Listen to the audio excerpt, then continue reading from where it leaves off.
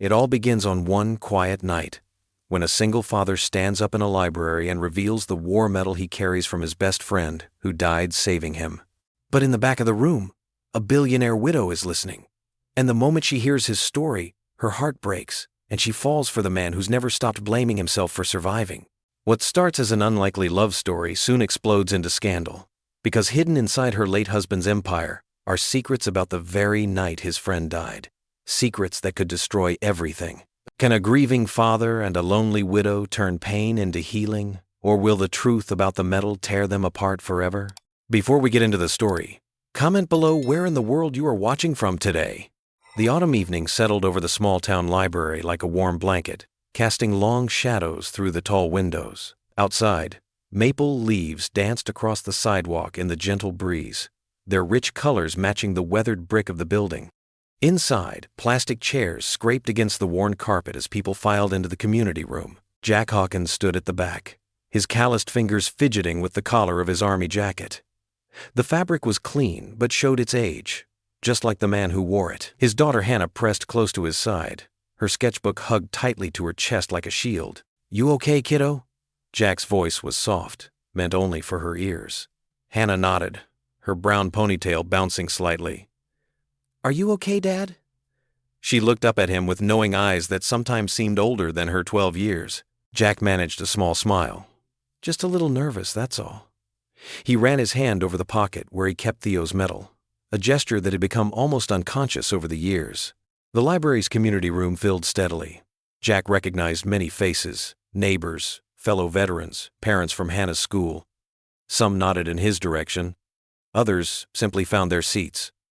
The familiar smell of coffee wafted from a table near the door where volunteers had set up refreshments. Miss Chen, the head librarian, bustled over to them, her reading glasses hanging from a chain around her neck. "Jack, Hannah, so glad you could make it." She squeezed Hannah's shoulder. "I've saved seats in the front for both of you." Hannah's grip on her sketchbook tightened. "Can I sit in the back instead, please?" Jack exchanged a look with Miss Chen. "Sure thing, sweetheart. How about that corner spot by the window? You'll have good light for drawing." Relief flooded Hannah's face.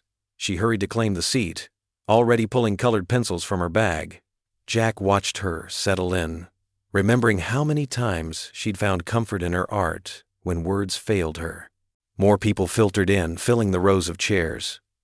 Jack noticed a few uniforms scattered throughout the crowd. Police officers, firefighters, even a couple of active-duty soldiers in their dress blues.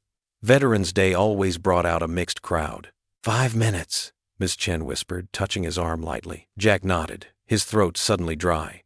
He made his way to the small podium at the front, careful not to make eye contact with anyone.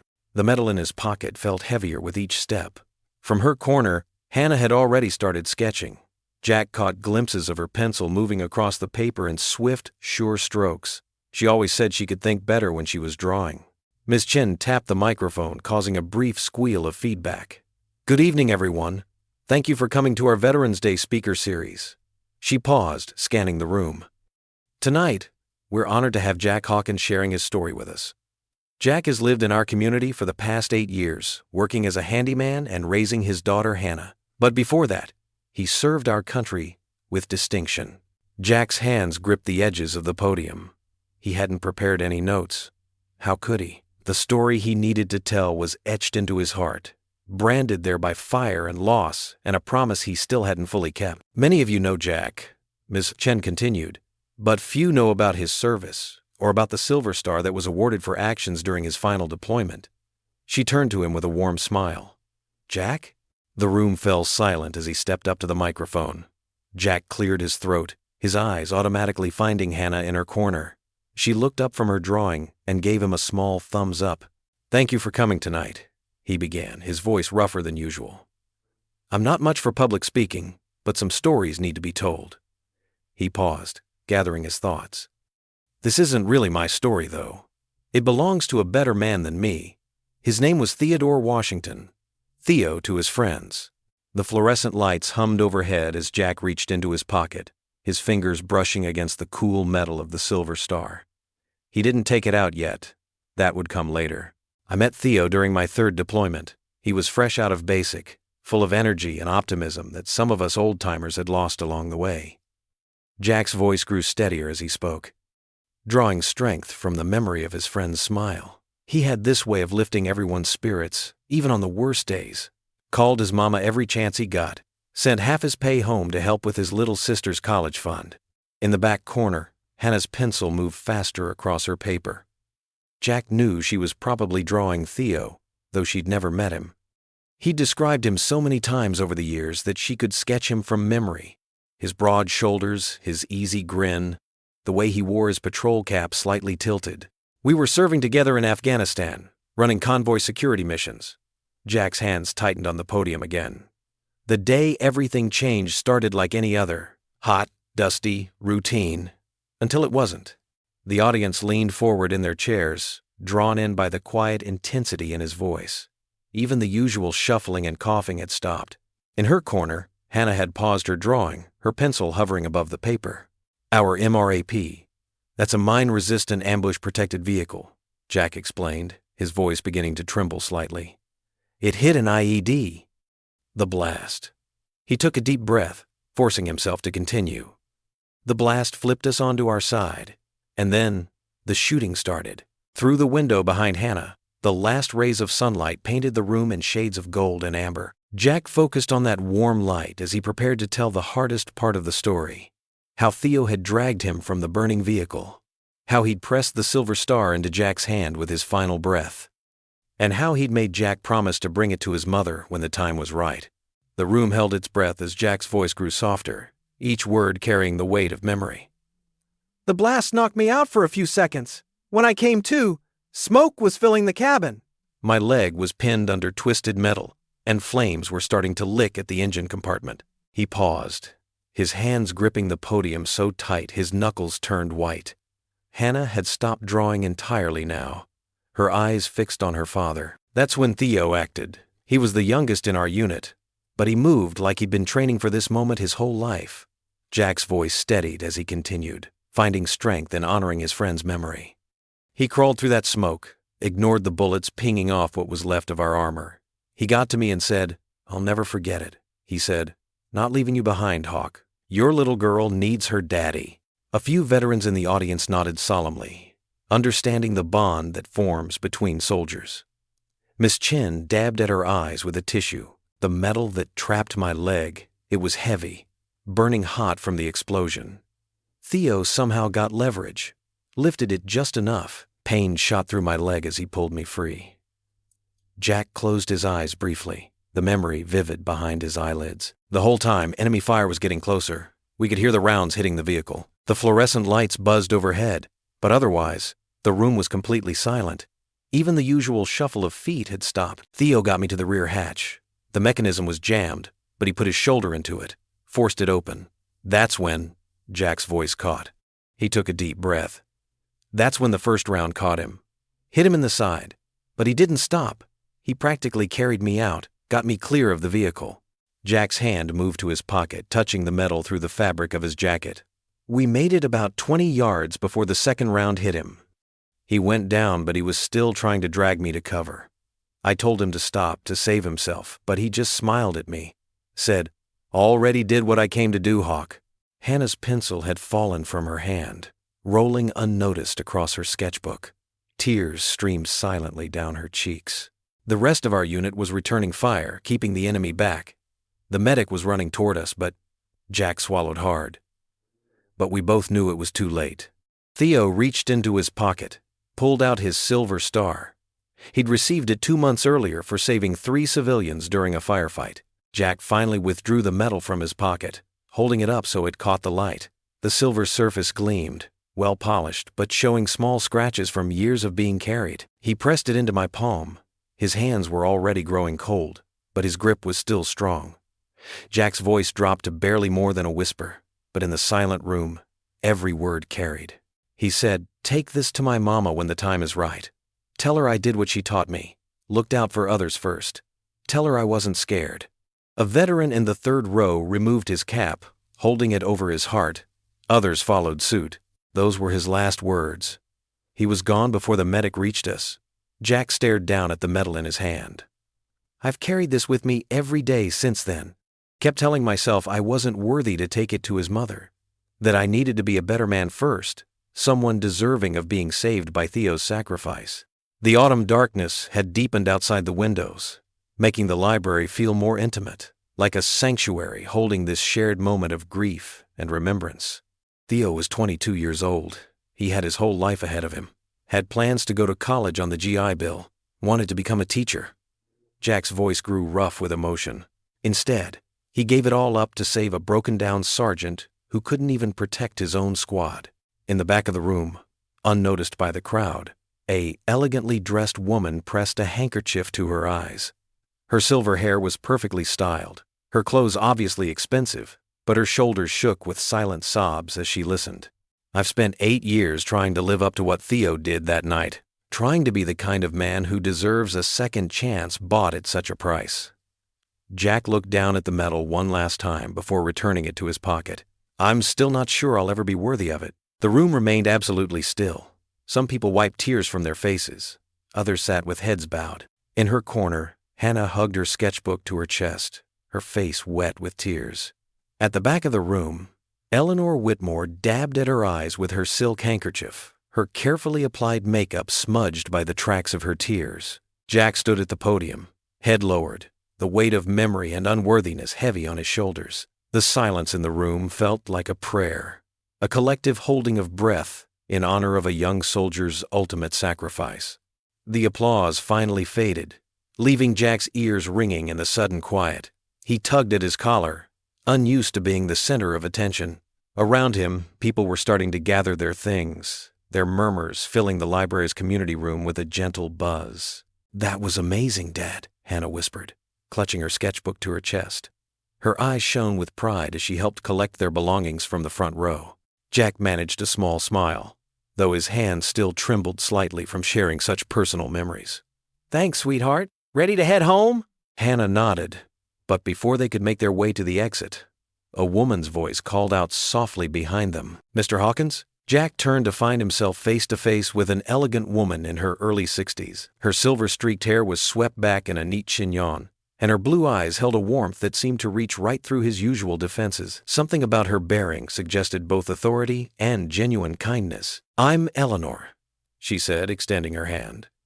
"I wanted to thank you personally for sharing your story tonight." Jack shook her hand, noting her firm but gentle grip. "Ma'am, I should be thanking whoever organized this event. It means a lot to give veterans a platform to—" "Actually," Eleanor interrupted with a slight smile, "that's partly why I wanted to speak with you."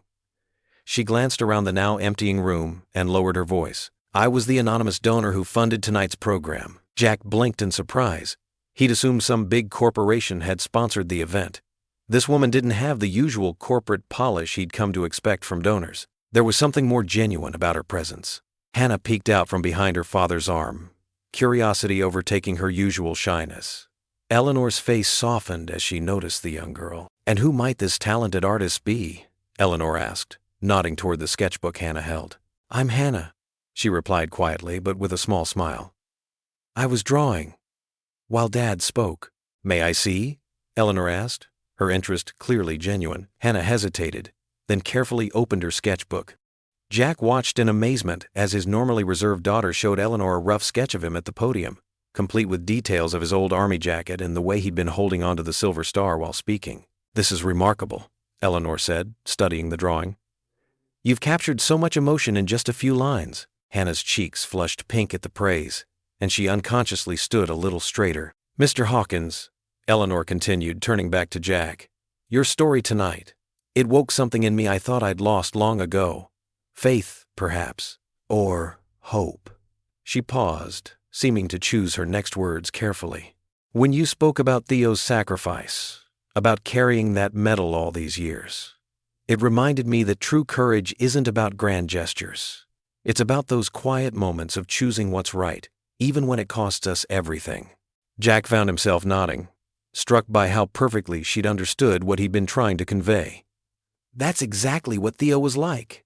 Never wanted recognition, just did what needed doing. Dad's the same way," Hannah added softly, making Jack's ears turn red. Eleanor smiled at them both, then reached into her handbag and pulled out a business card.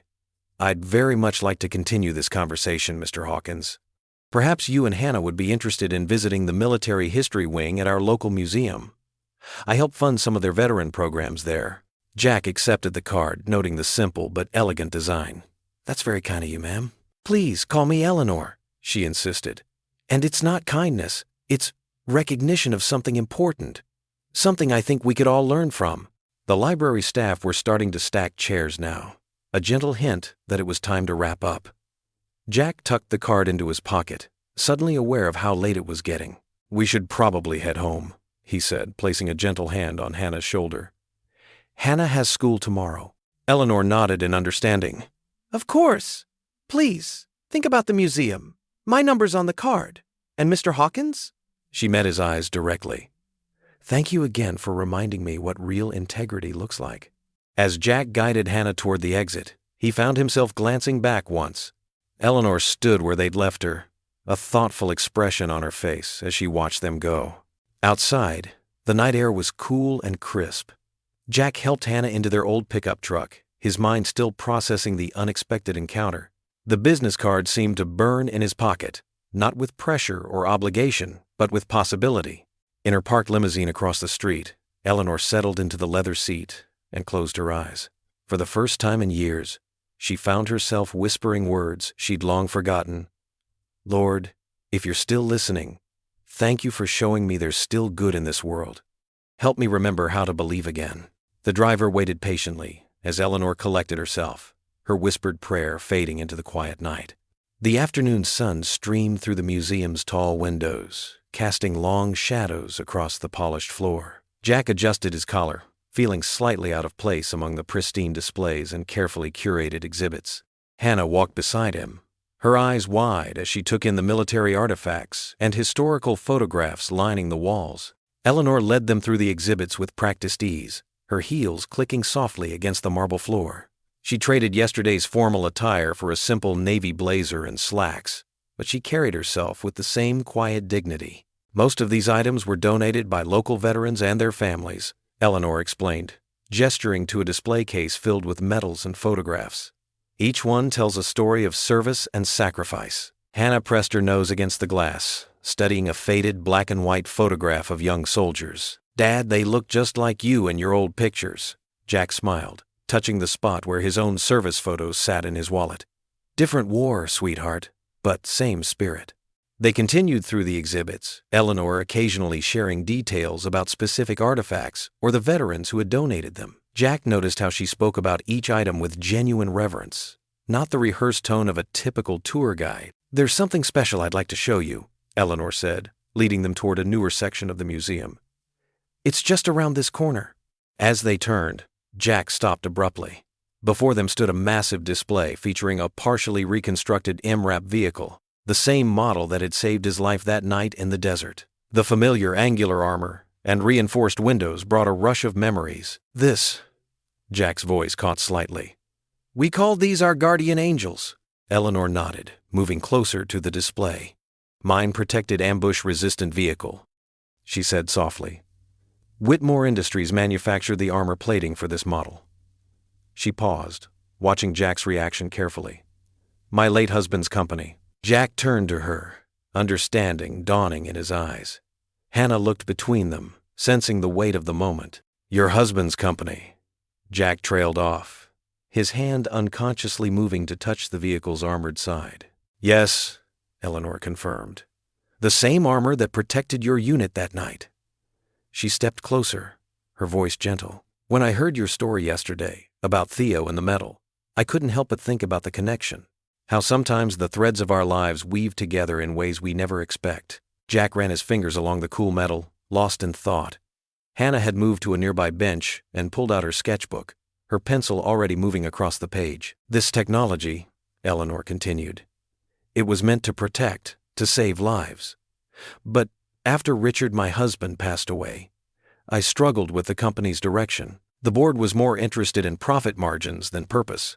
She moved to stand beside Jack, both of them facing the imposing vehicle. "That's partly why I stepped back from active management, started focusing on philanthropy instead. trying to find ways to honor the real purpose behind what we built. Jack nodded slowly, understanding in his eyes. Sometimes the hardest part is figuring out how to use what we've been given to do some good in the world. Exactly, Eleanor said, brightening. Which is why I wanted to talk to you about an idea. She gestured toward a nearby seating area. Shall we? They settled onto the comfortable benches, Hannah still sketching nearby, but clearly listening. Eleanor leaned forward slightly, her expression earnest. During your speech yesterday, you mentioned something about wanting to help other veterans transition back to civilian life. And Hannah told me you make the best coffee in town. Jack chuckled, rubbing the back of his neck. Just a dream I've kicked around. A coffee truck, maybe. Something simple where vets could work, connect with the community, maybe mentor some kids too. I'd like to help make that dream a reality, Eleanor said simply. Jack stared at her, caught off guard. Ma'am, Eleanor, that's very generous, but it's not charity, she interrupted gently. It's an investment in people who deserve a chance to serve their community in a new way. She pulled a folder from her bag, opening it to reveal some preliminary sketches.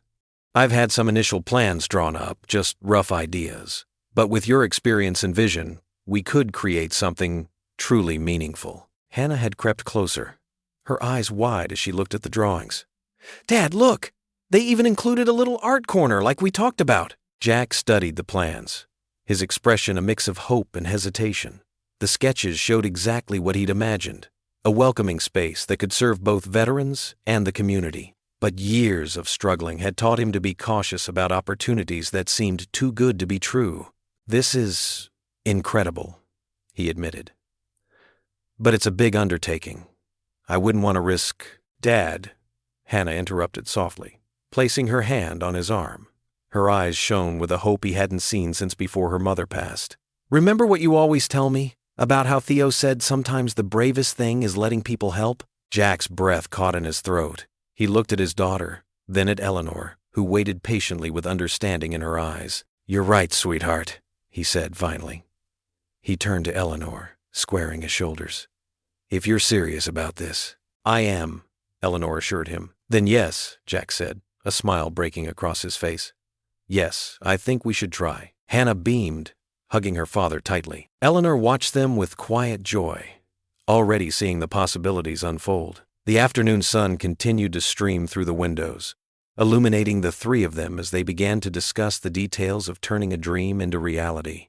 The morning sun filtered through the grimy windows of Lou's diner, casting a warm glow over the worn red vinyl booths. Jack sat in his usual corner spot, waiting for his coffee while Hannah sketched in her notebook across from him.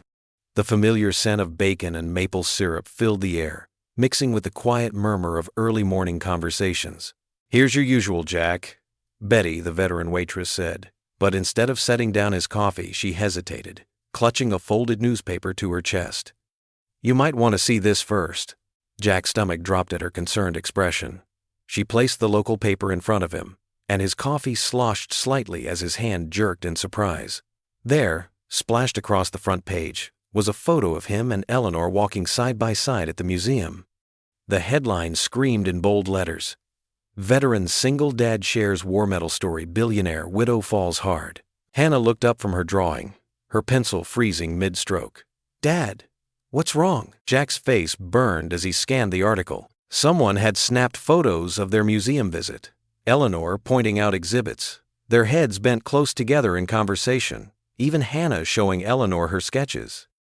The story painted their simple afternoon as some kind of fairy tale romance. It's nothing, sweetie, he managed, but Hannah was already reaching for the paper. His phone buzzed in his pocket, text messages from his veteran buddies. Saw the paper, you sly dog. Moving up in the world, Hawk. Since when do you date billionaires?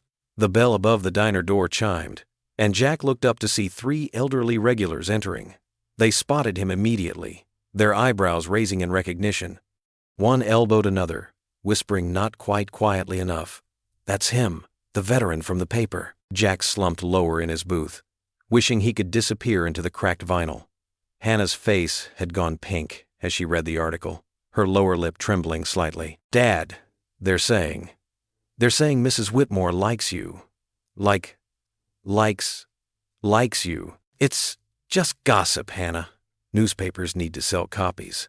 But even as he said it, He remembered the warmth in Eleanor's eyes, the way her hand had briefly touched his arm as she described her vision for the coffee truck project. Betty returned with his coffee, her expression sympathetic. "Don't let it get to you, Jack. This town's been desperate for some good news. A handsome veteran and a kind-hearted widow? It's like something from those romance novels I definitely don't read on my breaks." Jack managed a weak smile, but his mind was racing. What would Eleanor think? Would she regret offering to help with the coffee truck? Would this attention hurt her reputation? His phone buzzed again, this time with an unknown number. He answered hesitantly. "Mr. Hawkins?" A clipped professional voice. "This is Paige Chen from the Herald. I was hoping to get your comment on your relationship with Eleanor Whitmore." "No comment," Jack said firmly, ending the call. It immediately buzzed again with another unknown number. Hannah's eyes were wide with worry. "Maybe we should call Mrs. Whitmore?" Before Jack could respond, the diner's ancient TV flickered to life as Lou turned up the volume. A local morning show host was holding up the newspaper, grinning broadly. "Breaking news this morning as our town's own Eleanor Whitmore appears to have found love. The wealthy philanthropist was spotted yesterday with local veteran Jack Hawkins." Jack dropped enough cash on the table to cover their breakfast and stood abruptly. "Come on, Hannah. We need to go." Outside, more people were staring. A woman with a smartphone raised it as they passed, clearly taking a photo. Jack put his arm around Hannah's shoulders, guiding her quickly to their truck. His phone buzzed yet again. This time, it was Eleanor. "Jack, I'm so sorry about this," she said, her voice strained. "I never meant. I should have known we'd be photographed." The board members are furious. They're saying I'm being reckless with the foundation's image. In the background, he could hear another phone ringing. Eleanor sighed. "That's another board call. Jack, It's okay," he cut in, hearing the stress in her voice. "You don't have to explain. This was probably a mistake anyway. I'm not." "This isn't the kind of attention Hannah and I need." There was a pause. When Eleanor spoke again, her voice was smaller. "I understand. Perhaps it would be best if we—" "Yeah," Jack said, unable to finish the sentence himself. "I think so." After hanging up, he sat in the truck for a long moment, gripping the steering wheel. Hannah touched his arm gently. "Dad, are we really not going to see Mrs. Whitmore anymore?" Jack started the engine, trying to ignore the ache in his chest. "It's complicated, sweetie. Sometimes grown-ups have to make hard choices to protect the people they care about. But she was nice, and she believed in your coffee truck idea. And," Hannah's voice quavered, "I liked how you smiled when she was around." Jack swallowed hard, watching another person walk past their truck, phone raised. "I know, Hannah. I liked it too. But sometimes what we like isn't what's best." His phone buzzed again, probably another reporter. Jack turned it off completely and pulled out of the parking lot, leaving behind the diner where he'd started so many normal, quiet mornings. But nothing about their lives felt normal or quiet anymore. As they drove home, Hannah opened her sketchbook and slowly tore out the drawing she'd been working on. A detailed sketch of a coffee truck with Eleanor, Jack, and herself standing proudly in front of it. She folded it carefully and tucked it into her pocket without saying a word. The rhythmic hum of the lawnmower filled the early evening air as Jack pushed it in neat rows across Gloria Shepherd's modest front yard. Sweat dampened his gray t-shirt, despite the cooling September breeze. The Silver Star medal weighed heavy in his pocket, as it had for years, a constant reminder of promises yet unfulfilled. Gloria's white clapboard house stood dignified but aging, its paint peeling in places. Jack had been mowing her lawn for free ever since Theo's passing, a small gesture that felt pathetically inadequate compared to the debt he owed her. Through the window, he caught glimpses of her moving about inside, probably preparing her evening tea. The metal pressed against his thigh with each step. Maybe today was the day. Maybe after the mowing, he'd finally walk up those 3 concrete steps, knock on her door, and, "Mr. Hawkins?" Jack killed the mower's engine. A woman in her mid-30s stood at the edge of the property, notepad in hand. Her press badge read, "Paige Nunez, Valley Chronicle." "I'm not doing interviews," Jack said firmly, wiping his brow with his sleeve. "Already got enough attention from that headline this morning." Paige held up her hands. "I'm not here about the museum photo or Eleanor Whitmore. Well, not directly." She pulled out a manila folder. I'm investigating something else. Did you know Whitmore Industries faced several lawsuits around the time of Theodore Shepard's death? Jack's jaw tightened. Ma'am, I'm trying to finish this lawn before dark. The lawsuits were sealed, Page continued, undeterred. But they involved allegations about armor testing on military vehicles. The same product line as— Stop. Jack's voice came out harder than intended. He glanced anxiously at Gloria's window. Whatever you're implying, I don't want to hear it. Not here. Not in front of his mother's house. Mr. Hawkins, people deserve to know if corners were cut, if soldiers died because— Ms. Nunez, Jack interrupted, his tone measured but firm. I respect what reporters do, but right now you're standing on private property, trying to turn a good woman's grief into a headline. Please leave. Page studied him for a moment, then nodded slowly. She tucked her folder away but left a business card on the fence post. When you're ready to talk about what really happened that night, call me. The truth matters, Mr. Hawkins. Jack waited until she was gone before reaching into his pocket, fingers closing around the familiar edges of the silver star. The medal that should have been Theo's. The medal that belonged in Gloria's hands, not his. But now, with questions swirling about Whitmore Industries, about Eleanor's company, the timing felt wrong again. He finished mowing in the growing dusk, his movements mechanical. When the lawn was done, he stood at the bottom of Gloria's steps, the medal burning in his pocket. Through the window, he could see her silhouette, alone with her evening prayers. His hand moved toward his pocket, then dropped away. Not tonight. Not with these new doubts clouding everything. Jack packed up his mower and walked home in the gathering darkness, the weight of the medal and unspoken truths heavy in his steps. Across town, in her sprawling Victorian mansion, Eleanor Whitmore sat alone in her study. The antique desk lamp cast a soft glow over her tablet screen as she scrolled through a series of increasingly hostile emails from Marcus Vail, the company's CFO. The board expects you to maintain appropriate social distance from publicity stunts, one read. Your husband built this company on discretion and professionalism. Another was more direct. Eleanor, this veteran charity case is beneath your position. End it now before you damage the Whitmore name irreparably. The latest had arrived just minutes ago. Meeting tomorrow, 9 a.m. sharp. No excuses. We need to discuss damage control. Eleanor set the tablet down, her fingers trembling slightly. The house felt too big, too empty, filled with memories of compromise and silence. She'd spent years playing the proper corporate widow, nodding at the right moments, signing the right papers. But Jack's story had awakened something in her, something that made Marcus's threats feel hollow for the first time. She picked up her phone, wanting to call Jack, to explain about the board's pressure. But what could she say? That she was scared of her own company? That for the first time in years, she felt alive but also terrified? Instead, she sat in the growing darkness, watching the garden lights flicker on automatically, illuminating paths through her manicured but lonely estate. Somewhere across town, she knew Jack was probably helping Hannah with homework, living an authentic life she'd forgotten how to live. More emails arrived, but Eleanor didn't open them. She'd spent too many years reading between corporate lines, trying to find truth in carefully crafted phrases. Tomorrow would bring its challenges, but tonight, she let herself remember the simple honesty in Jack's voice as he'd told Theo's story, and the way her heart had recognized something real after so long in the shadows. Marcus's warnings glowed unread on her screen, their threats diminishing against the memory of Hannah's shy smile and Jack's quiet strength. Eleanor closed her eyes, whispering the prayer that had become her anchor since that night at the library. God, if truth hurts, I still want it. The morning sun filtered through the stained glass windows of First Grace Church, casting rainbow patterns across the worn wooden pews. Jack stood at the entrance, his hand hovering near the small of Eleanor's back but not quite touching it. Hannah bounced ahead of them, her Sunday dress swishing as she moved. The usual pre-service chatter died down as heads turned their way.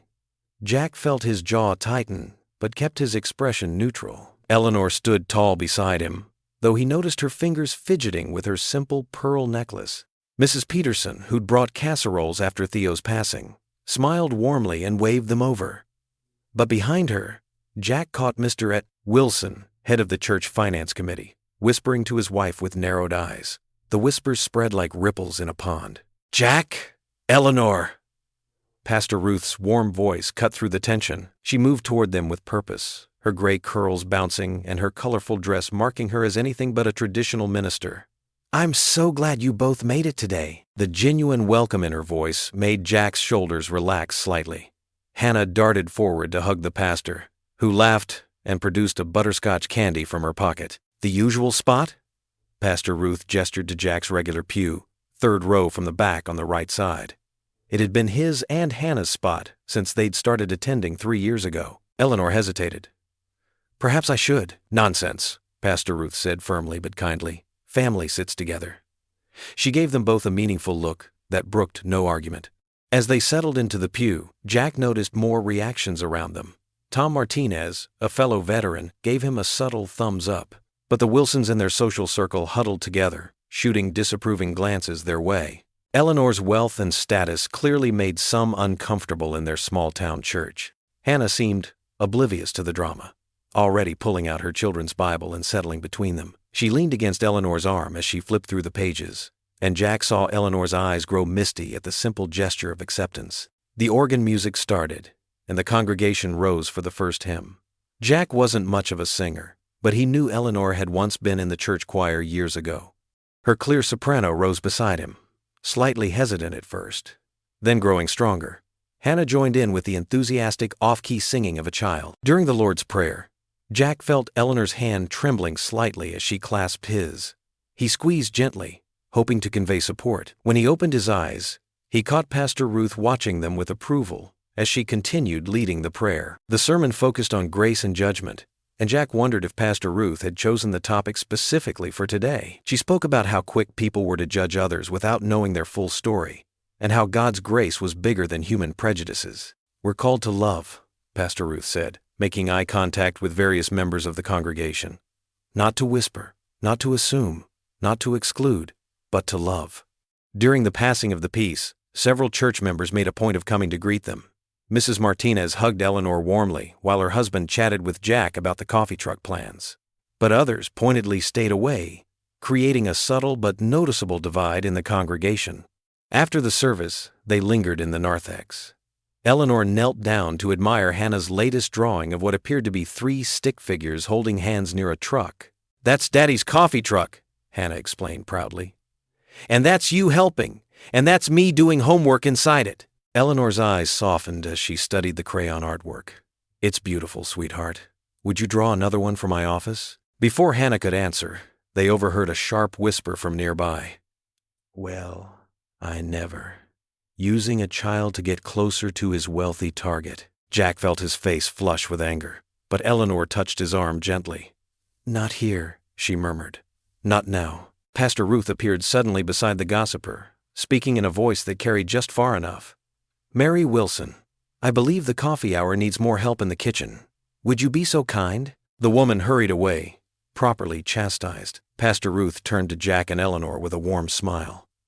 "You know, the church nursery could use some fresh paint. I was thinking of organizing a volunteer day." "I'd be happy to help," Jack said immediately, grateful for her subtle support. "And I could provide supplies," Eleanor added, then caught herself. "That is, if it wouldn't cause more talk." "Let them talk," Pastor Ruth said firmly. "Actions speak louder than words, and I see nothing but good actions here." As they prepared to leave, Hannah spotted her friend Katie and ran to say hello, leaving Jack and Eleanor momentarily alone. Eleanor's composed facade cracked slightly. "I'm sorry if I've made things difficult for you here," she whispered. "This is your church home. I shouldn't have—" "Stop," Jack said quietly but firmly. He guided her toward the door, nodding politely to people as they passed. The morning sun was bright as they stepped outside, and he walked her to her car, parked discreetly around the corner. Eleanor paused beside the vehicle, her hand resting on the door handle. "Maybe we should be more careful, more private about." Jack shook his head, his voice gentle but determined. "They'll talk either way. I'd rather give them something worth talking about." Eleanor smiled with tears in her eyes. Paige Nunez's cramped apartment buzzed with the hum of her ancient laptop. Coffee cups littered her desk, evidence of another sleepless night chasing leads. Her inbox pinged with a new message from an anonymous sender. Whitmore Industries. Armor testing records. Her hands trembled slightly as she downloaded the attachments. Years of reporting had taught her that anonymous sources often held the biggest stories. As the files opened, her eyes widened. Internal memos, test results, and email chains filled her screen. "Oh my God," she whispered, scrolling through document after document. The technical language was dense, but certain phrases jumped out: expedited testing protocol, acceptable margin of error, and quarterly targets. The morning light was harsh when Paige finally looked up from her computer. She grabbed her worn leather messenger bag and headed for her car. She needed to talk to Jack. The drive to Jack's modest ranch house took 20 minutes. His old pickup truck sat in the gravel driveway, hood up. Tools were scattered around it. He was probably doing repairs again. Paige took a deep breath and stepped out of her car. Jack slid out from under the truck, wiping his hands on a rag. "Morning, Paige," he said, his voice friendly but guarded. He'd grown wary of reporters since the viral headline. "Jack, we need to talk," Paige said, pulling her tablet from her bag. "It's about Whitmore Industries." His expression shifted, concern creeping into his eyes. "Hannah's inside drawing. Let's sit on the porch." They settled into the weathered wooden chairs. The morning air was cool, carrying the scent of fresh-cut grass from next door. Jack's coffee mug sat on the small table between them, half empty and probably cold. "I received some documents this morning," Paige began, her voice gentle but firm. "They suggest that around the time of the incident with Theo, Whitmore Industries may have cut corners on armor testing." Jack's hands gripped the arms of his chair. "What kind of corners?" "According to these memos, the CFO, Marcus Vale, pushed through an accelerated testing schedule to meet financial targets." Paige showed him the tablet screen. "They skipped some of the standard impact tests." Jack's face remained carefully neutral, but Paige noticed his jaw clenching. "The same armor series that was on our vehicle that night?" "Yes, and there's more." Paige swiped to another document. "Eleanor's name appears on some approval documents." The color drained from Jack's face. He stood up abruptly, pacing the small porch. "She would have told me if she knew," he said. But uncertainty crept into his voice. "The signature is on a quarterly review packet," Paige explained. "It's possible she didn't know the details. These companies often bury important information in massive document dumps." Jack leaned against the porch railing, looking out at nothing in particular. "I need to see everything you have." They spent the next hour going through the files. Jack asked careful, detailed questions about dates and specifications. His military training showed in how methodically he processed the information. The screen door creaked, and Hannah stepped out onto the porch. Her dark hair was pulled back in a messy ponytail, and graphite smudges marked her fingers from drawing. "Daddy?" she asked, looking between Jack and Paige. "Is everything okay?" Jack's expression softened immediately. "Come here, sweetheart." He pulled her into a gentle hug. "You look worried," Hannah said, showing the perceptiveness that sometimes made Jack's heart ache. "Is it about Miss Eleanor? I heard you talking." Paige gathered her things quietly, knowing this was a private moment. "I'll send you copies of everything, Jack. Take your time with it." After Paige's car disappeared down the street, Jack sat with Hannah on the porch swing. The gentle creaking filled the silence as he tried to find the right words. "You remember how I told you about Theo?" Jack asked softly. "About how brave he was that night." Hannah nodded. "He saved you, and gave you his medal to give to his mama someday." "That's right." Jack's voice was thick with emotion. "Well, we just found out that maybe the people who made our truck didn't do everything right. They might have rushed some important safety checks." Hannah's brow furrowed as she processed this. "But Miss Eleanor makes you smile. She helps people." "She does," Jack agreed, thinking of Eleanor's genuine warmth, her desire to make things right. "But sometimes good people can be part of something bad without knowing it." Hannah was quiet for a moment, picking at a loose thread on her shirt. Then she looked up at Jack with those eyes that seemed far too wise for her 12 years. "Daddy, does this mean Miss Eleanor hurt Theo?" Jack's heart felt heavy in his chest. The morning sun cast long shadows across the porch as he held his daughter close. "I don't know yet, sweetheart." The afternoon sun cast long shadows across Jack's modest front porch as Eleanor's sleek car pulled into the gravel driveway. Hannah pressed her face against the living room window, her sketchbook clutched tight against her chest. "She's here, Dad." Hannah bounced on her toes, her excitement lighting up the small room. Jack smoothed his clean work shirt and ran a hand through his gray-streaked hair.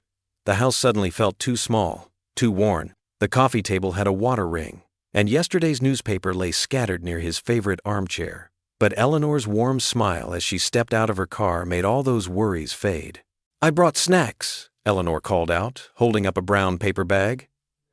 "I hope chocolate chip cookies are still your favorite, Hannah?" Hannah threw open the screen door, letting it bang against the frame.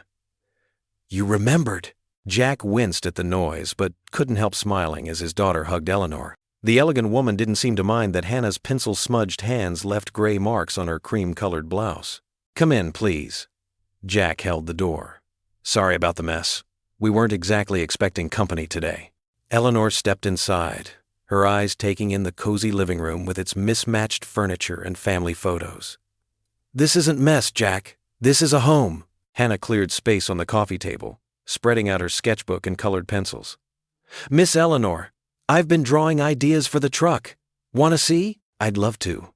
Eleanor sat on the worn sofa, smoothing her skirt. She placed the cookies on a chipped plate Jack hurried to provide. Jack settled into his armchair, watching as Hannah showed Eleanor page after page of truck designs. His daughter had spent hours getting the details right. Everything from the service window placement to the patriotic bunting along the top. "Look here," Hannah pointed to her latest sketch. "We could have a special window just for kids, lower down so they can reach. And maybe a little step stool for the really little ones?" Eleanor leaned closer, genuine interest brightening her face. "That's brilliant, Hannah. And what's this area here?" "That's where veterans can sit and talk while they drink their coffee. Dad says sometimes they just need a quiet place to be together." Jack's throat tightened. He'd mentioned that once, weeks ago, and Hannah had remembered. Eleanor reached into her leather bag and pulled out a folder.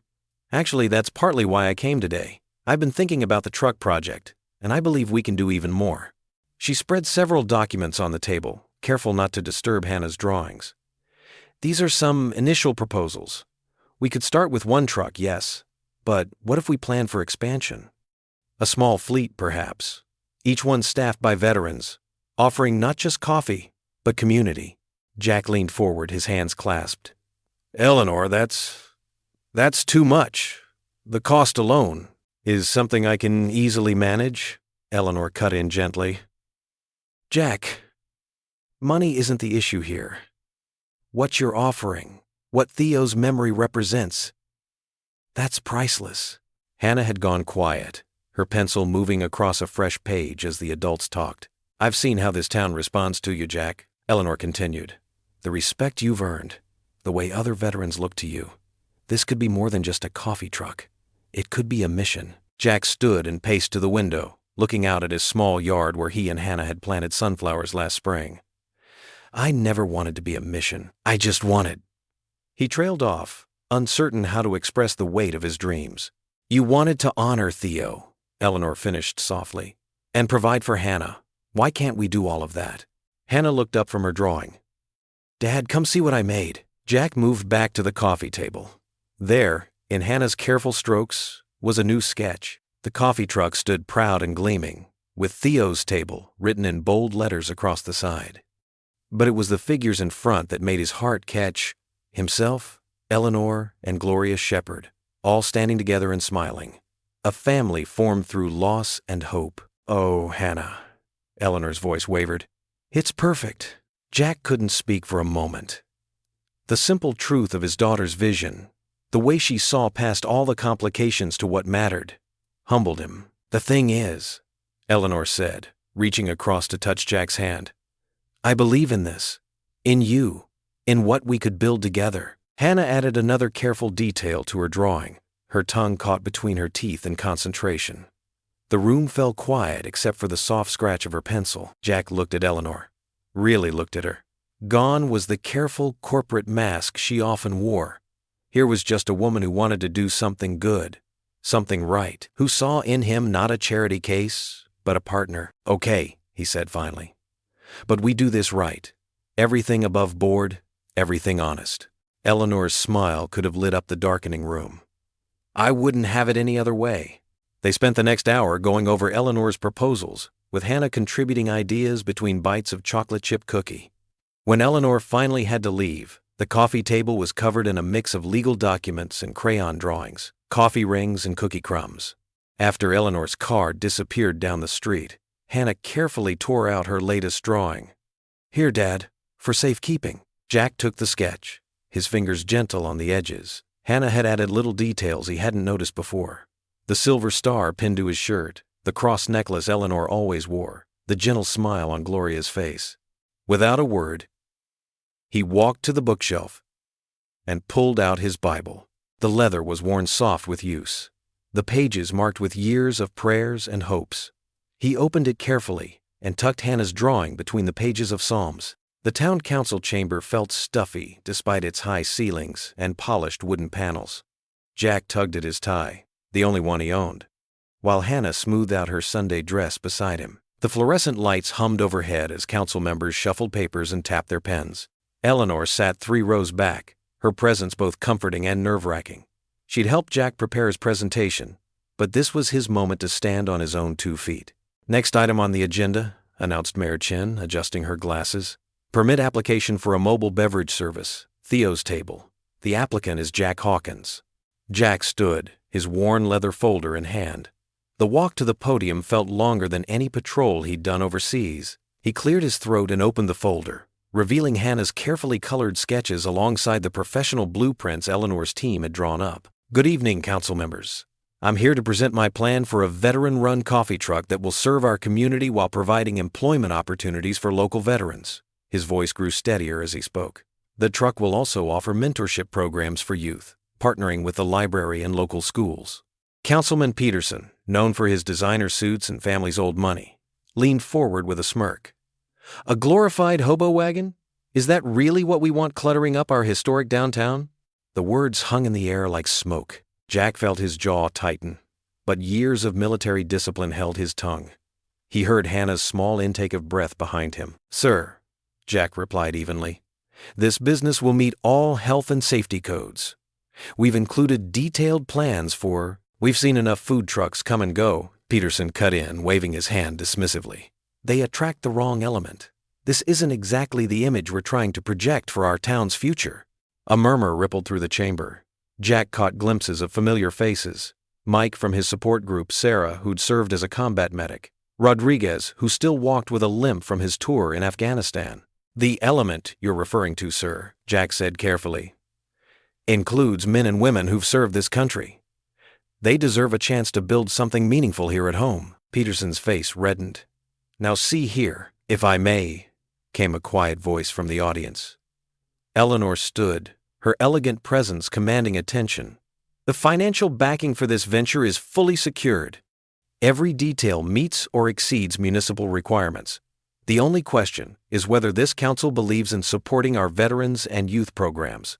Paige Nunez shifted in her seat near the front, her camera ready.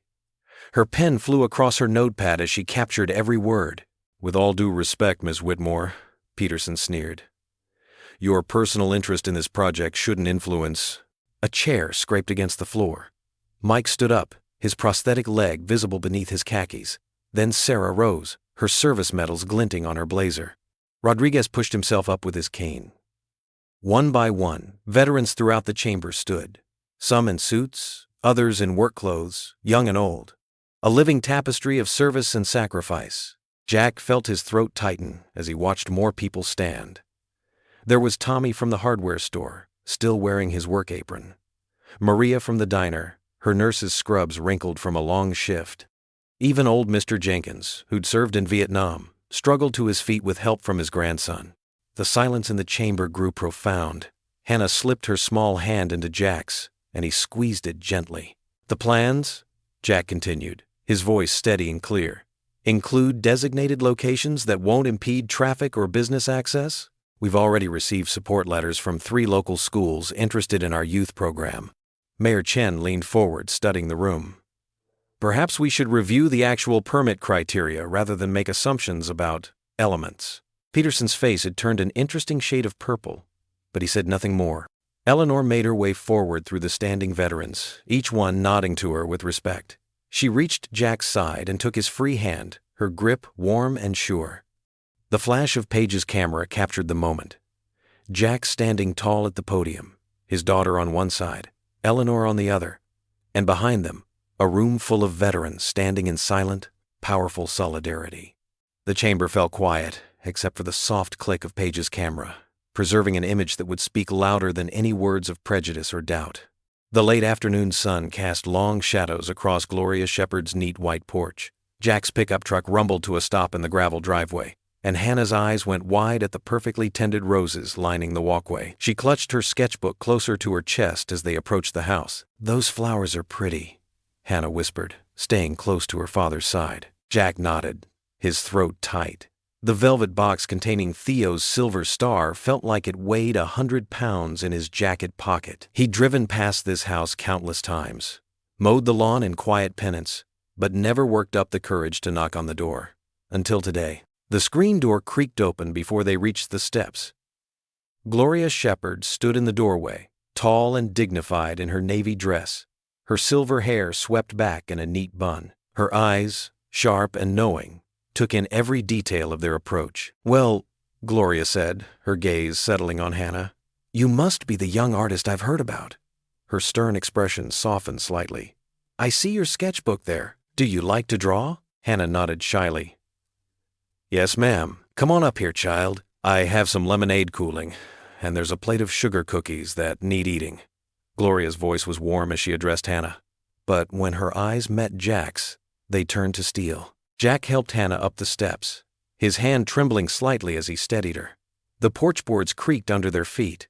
Hannah hesitated at the threshold, looking back at her father. "It's all right, sweetheart," Jack said softly. "Mrs. Shepherd and I need to talk about something important." Gloria ushered Hannah inside to the kitchen, returning moments later with 2 glasses of lemonade.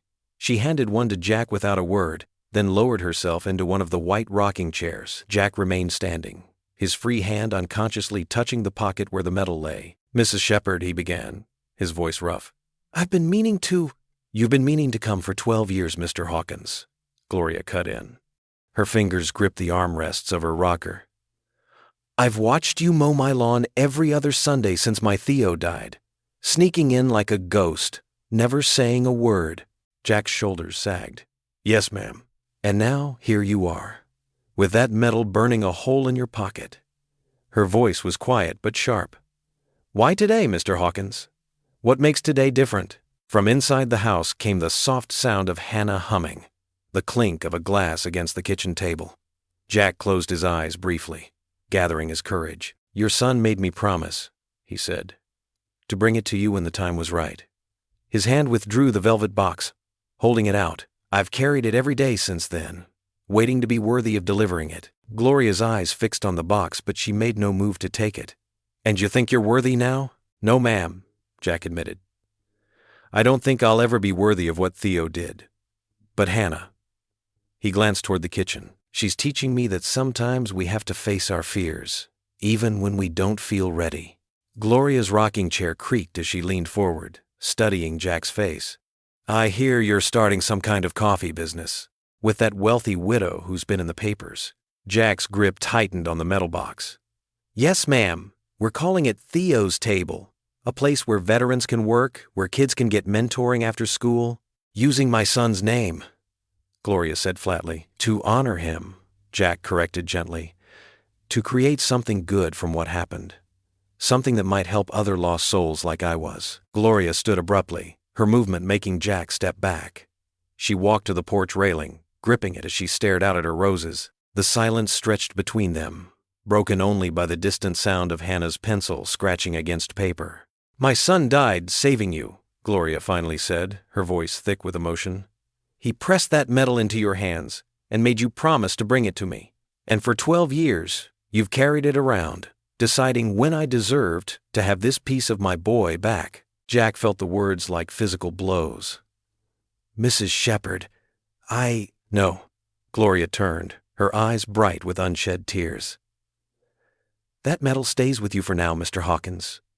When you've built something real from my son's sacrifice, when you've truly honored his memory with more than just good intentions, then we'll talk about where that star belongs." From the kitchen came Hannah's voice. "Mrs. Shepherd, would you like to see my drawing?"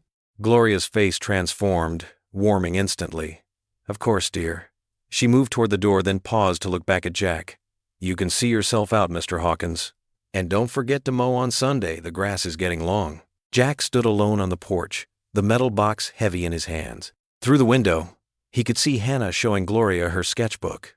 The older woman's head bent close to his daughter's, both of them smiling over whatever Hannah had drawn. Quietly, he placed his untouched lemonade on the porch rail and made his way back to his truck. The sun was setting now, painting the sky in shades of orange and purple. He waited in the driver's seat, watching as Hannah gathered her things several minutes later and said goodbye to Gloria. As Hannah bounded down the porch steps, Jack saw Gloria pick up the velvet box he'd left behind. Through the screen door, he watched her hold it close to her chest, her lips moving as she looked at Theo's photograph on the wall. "Not yet, my boy." The evening sun filtered through tall windows, casting warm light across Eleanor's dining room. The massive table, usually set for corporate dinners, felt cozier tonight, with just 4 place settings clustered at one end. Hannah sat cross-legged in her chair, carefully arranging her napkin while sneaking glances at the crystal chandelier above. "This ceiling must be a pain to dust," Pastor Ruth remarked, her eyes twinkling as she accepted a bowl of mashed potatoes from Eleanor. Eleanor laughed, a genuine sound that echoed in the high-ceilinged room. "I wouldn't know. But Maria, my housekeeper, certainly has opinions about it." She glanced at Jack, who was studying his plate with careful attention to proper fork placement. "Please, everyone, make yourselves comfortable. This isn't a state dinner." "Could have fooled me," Jack said, finally cracking a smile.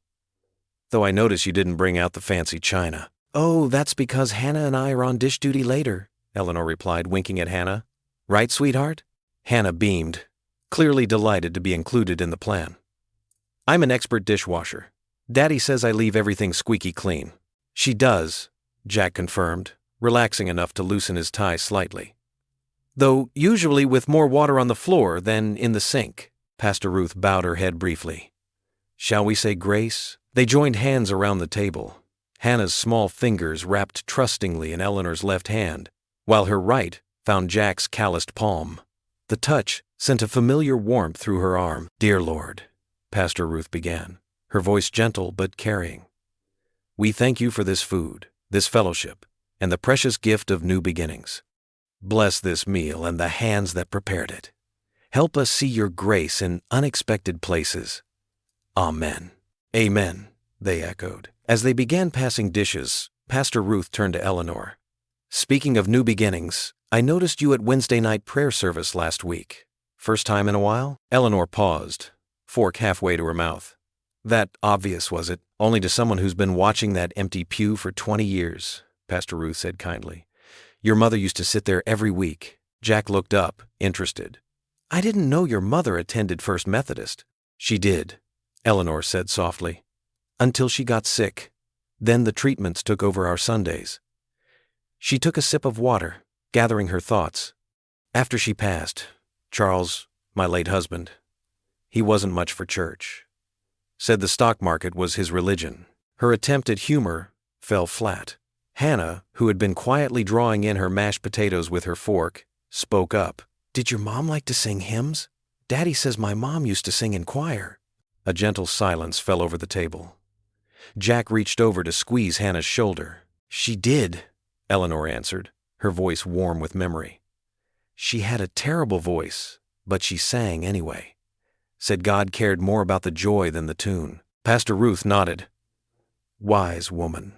Rather like someone else I know." She gave Eleanor a meaningful look. "It takes courage to come back, you know, to anything. Church, community, love." Jack coughed slightly, suddenly very interested in his green beans. "Sometimes," Eleanor said carefully, "you need a reminder of what matters, of who you really are, beneath all the labels people put on you." "Billionaire widow falls hard," Jack quoted the newspaper headline wryly. "Exactly," Eleanor said, "though I prefer Woman Rediscovers Faith as my headline." Pastor Ruth spread butter on a roll, her movements deliberate. "Faith comes in many forms. Sometimes it's sitting in a pew. Sometimes it's believing in second chances." Hannah looked up from her artistic potato endeavors. "Like Daddy's coffee truck? That's a second chance, right?" "It sure is, sugar," Pastor Ruth agreed. "And speaking of chances, I hear the permit meeting is next week?" Jack nodded, some tension returning to his shoulders. Tuesday morning. Eleanor's lawyers think we have a good shot, especially with the veteran support letters. God works in mysterious ways, Pastor Ruth mused, sometimes through legal briefs and building permits. They shared a laugh, and the conversation drifted to lighter topics. Hannah told stories about her art class. Pastor Ruth shared gossip about the church bake sale, and even Jack contributed a few funny tales from his handyman jobs. As the meal wound down, Eleanor stood to begin clearing plates. "Hannah, ready for dish duty?" "Actually," Pastor Ruth interrupted smoothly, "I wondered if Hannah might help me organize some Sunday school craft supplies I brought in my car. I could use an artistic eye." Hannah looked to Jack, who nodded. "Go ahead, sweetheart. Show Pastor Ruth your organizational skills." As Hannah and Pastor Ruth headed toward the front door, Eleanor gathered dishes, aware of Jack rising to help. They moved into the kitchen together, the sounds of running water and clinking plates filling the comfortable silence. "You don't have to help," Eleanor said, rolling up her sleeves. "I'm sure you have better things to do than dishes in an overwrought mansion." Jack picked up a dish towel, his movements natural and easy. "Better than leaving you with all the work. Besides," he added with a hint of mischief, "I want to make sure you know how to properly wash a plate, being a billionaire and all." Eleanor flicked soap suds at him, surprising herself with the playful gesture. "I'll have you know I worked as a dishwasher in college, for 3 whole weeks." "3 weeks?" Jack raised an eyebrow, accepting a wet plate. "What happened?" "I got promoted to waitress," Eleanor admitted, "then manager. Then I met Charles at a business dinner. And well," she trailed off, focusing on scrubbing a particularly stubborn spot. "And now here you are, back at the sink," Jack said softly. "Life's funny that way." Their hands brushed as she passed him another plate. The touch lingered a moment longer than necessary.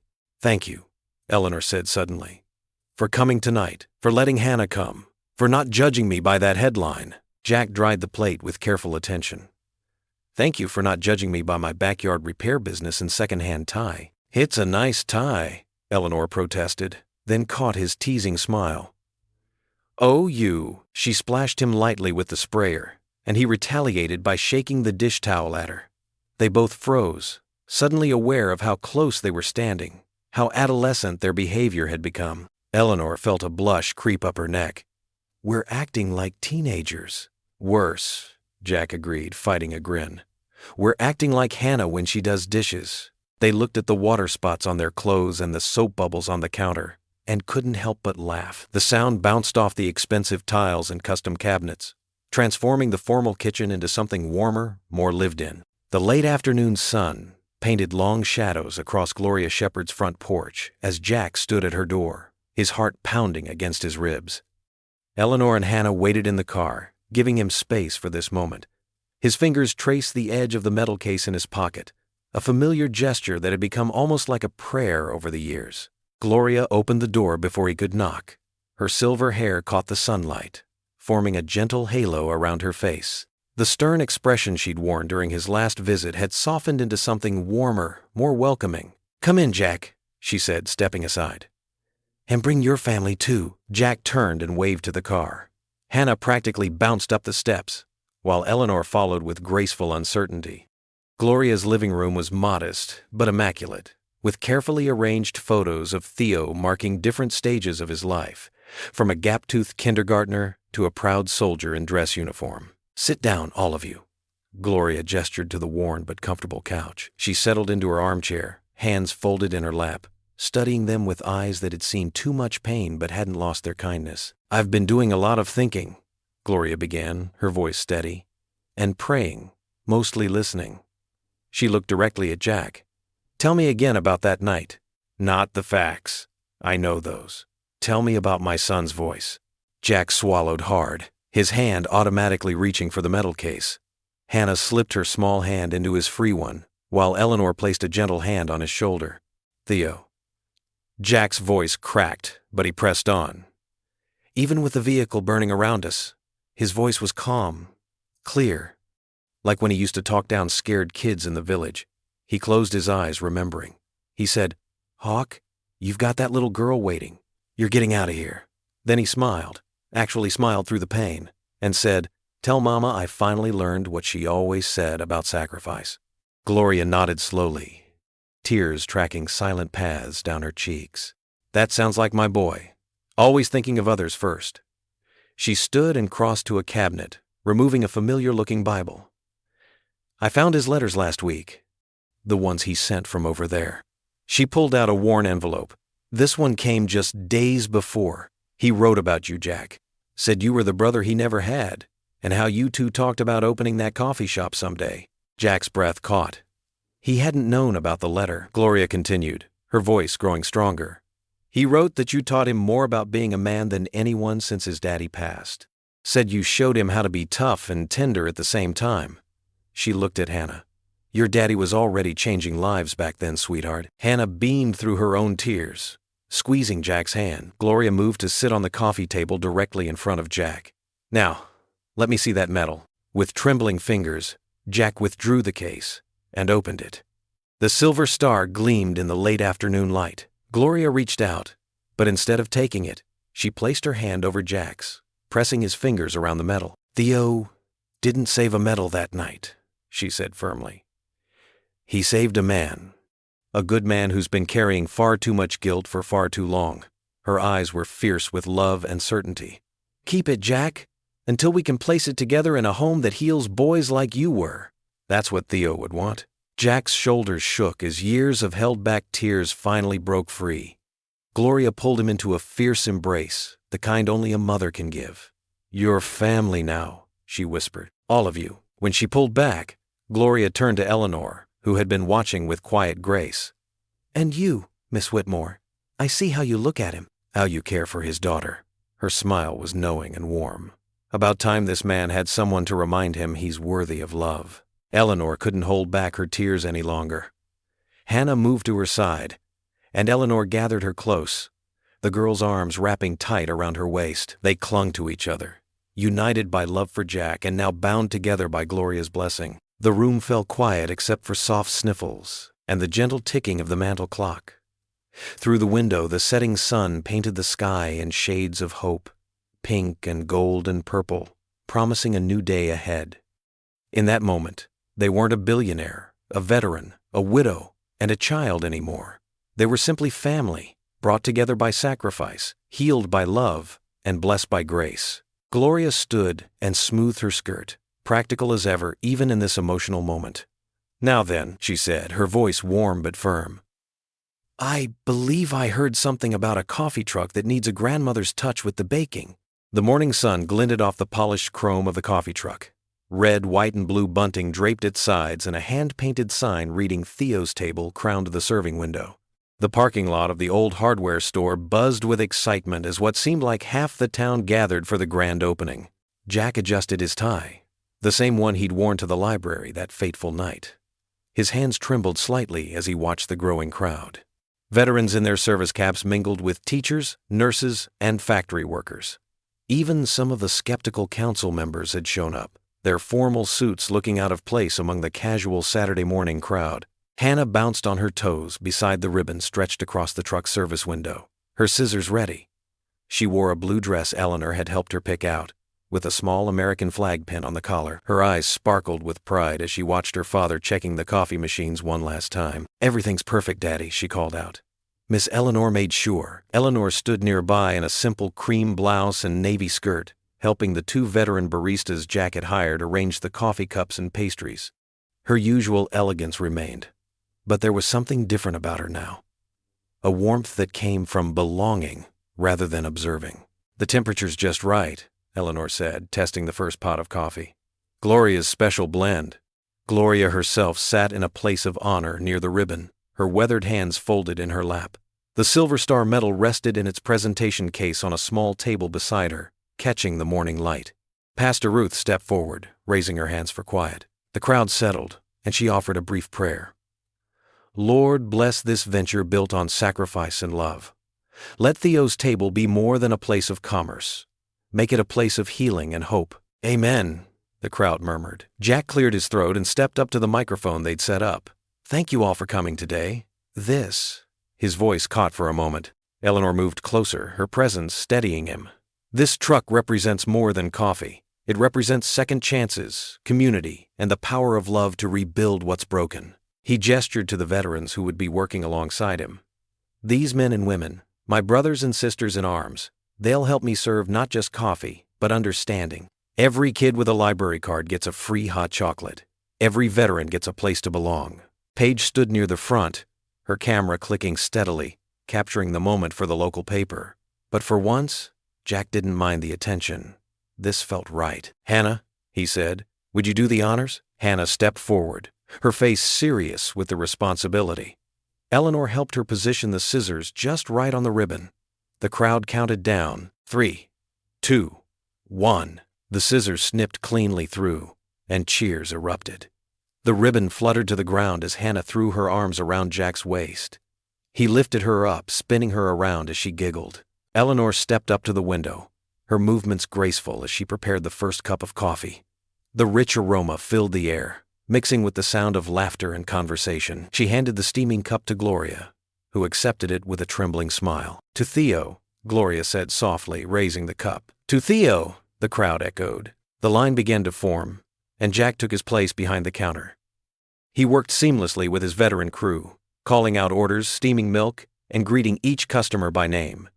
Eleanor moved between helping at the window and making sure everyone had a place to sit at the scattered tables they'd set up. Hannah appointed herself official greeter, handing out small American flags to children and collecting library cards for free hot chocolate.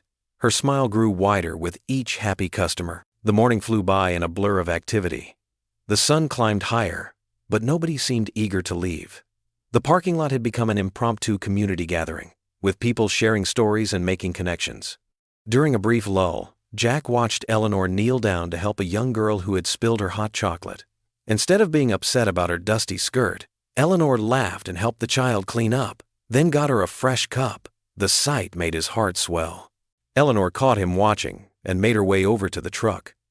She leaned against the counter, her eyes bright with joy. "This is everything we hoped for, isn't it?" Jack reached across the counter and took her hand. The noise of the crowd seemed to fade away as he looked into her eyes. All the doubt, all the pain of the past months dissolved in the warmth of her smile. "I love you," he whispered, his voice rough with emotion. Eleanor's eyes filled with tears, but her smile grew brighter. "I love you too, Jack Hawkins." Someone in the crowd noticed their joined hands and started clapping. The applause spread quickly, accompanied by whistles and cheers. Hannah ran over and squeezed between them, making it a group hug through the serving window. The sound of celebration rang across the parking lot, but Jack barely heard it. In that moment, with Eleanor's hand in his and Hannah's arms around them both, he felt truly home. The evening had settled into a peaceful quiet after the joyful chaos of the truck's opening day. Jack sat in his favorite armchair, contentedly tired, while Hannah dozed on the couch with her sketchbook still open. The soft glow of the table lamp cast warm shadows across their living room as crickets chirped outside. His phone buzzed. Paige's name lit up the screen. "Jack?" Her voice quivered, unusual for the normally composed reporter. "Are you sitting down?" He straightened in his chair. "What's wrong?" "I've been working late at the office. Someone sent me encrypted files, internal emails from Whitmore Industries." She paused, papers rustling in the background. "It's about the armor contracts from back then." Jack's throat tightened. He glanced at Hannah's sleeping form and quietly stepped onto the back porch, closing the door behind him. The night air felt suddenly cold. "What kind of emails?" "Communications between executives, including Marcus Vale." They knew, Jack. They knew there were problems with the armor plating series used on the MRAPs in your deployment zone. Her voice hardened with controlled anger. They deliberately delayed issuing recalls to protect a merger deal. The porch rail felt solid under his grip as the world seemed to tilt. "Are you certain?" "I verified the authenticity. There are dozens of emails spanning months. Marcus orchestrated most of it, but..." She hesitated. "But what?" "Eleanor's signature appears on several quarterly approval documents. She was copied on key discussions about delaying the recall." Jack sank onto the porch steps, his legs no longer steady. The crickets fell silent, or perhaps he just couldn't hear them anymore over the rushing in his ears. "Jack? Are you there?" "I'm here." His voice sounded distant to his own ears. "When was this?" "The emails start 3 months before." She didn't finish the sentence. She didn't have to. 3 months before Theo died, saving him from that burning MRAP. "There's more," Paige continued quietly. Marcus is already moving to control the damage. He's calling emergency board meetings, preparing statements to paint Eleanor as fully aware and complicit. Jack stared unseeing into the darkness. Just hours ago, he'd held Eleanor's hand while Hannah cut the ribbon. Just hours ago, they'd shared their first "I love you," while the crowd cheered and coffee steamed, and hope felt as solid as the ground beneath his feet. "I had to tell you first," Paige said. "The story breaks tomorrow morning. I'm sorry, Jack." He thanked her mechanically and ended the call. For a long time, he sat motionless on those steps, letting the night air chill him to the bone. Eventually, he went inside and carried Hannah to her bed, tucking her in like he had 1,000 times before. She stirred slightly. "Dad, was today the best day ever?" "Yeah, sweetheart. It was beautiful." He kissed her forehead, amazed at how steady he kept his voice. Back in the living room, Jack opened the carved wooden box where he kept Theo's silver star. The metal caught the dim light, still bright after all these years. He remembered Theo's last words, pressed into his palm along with this piece of silver. "Take it to Mama when the time is right." The metal felt heavier than ever as memories crashed over him. Eleanor's tears at his story that first night. Her genuine desire to help veterans. The way she'd stood beside him against the council's skepticism. Her smile when Hannah hugged her.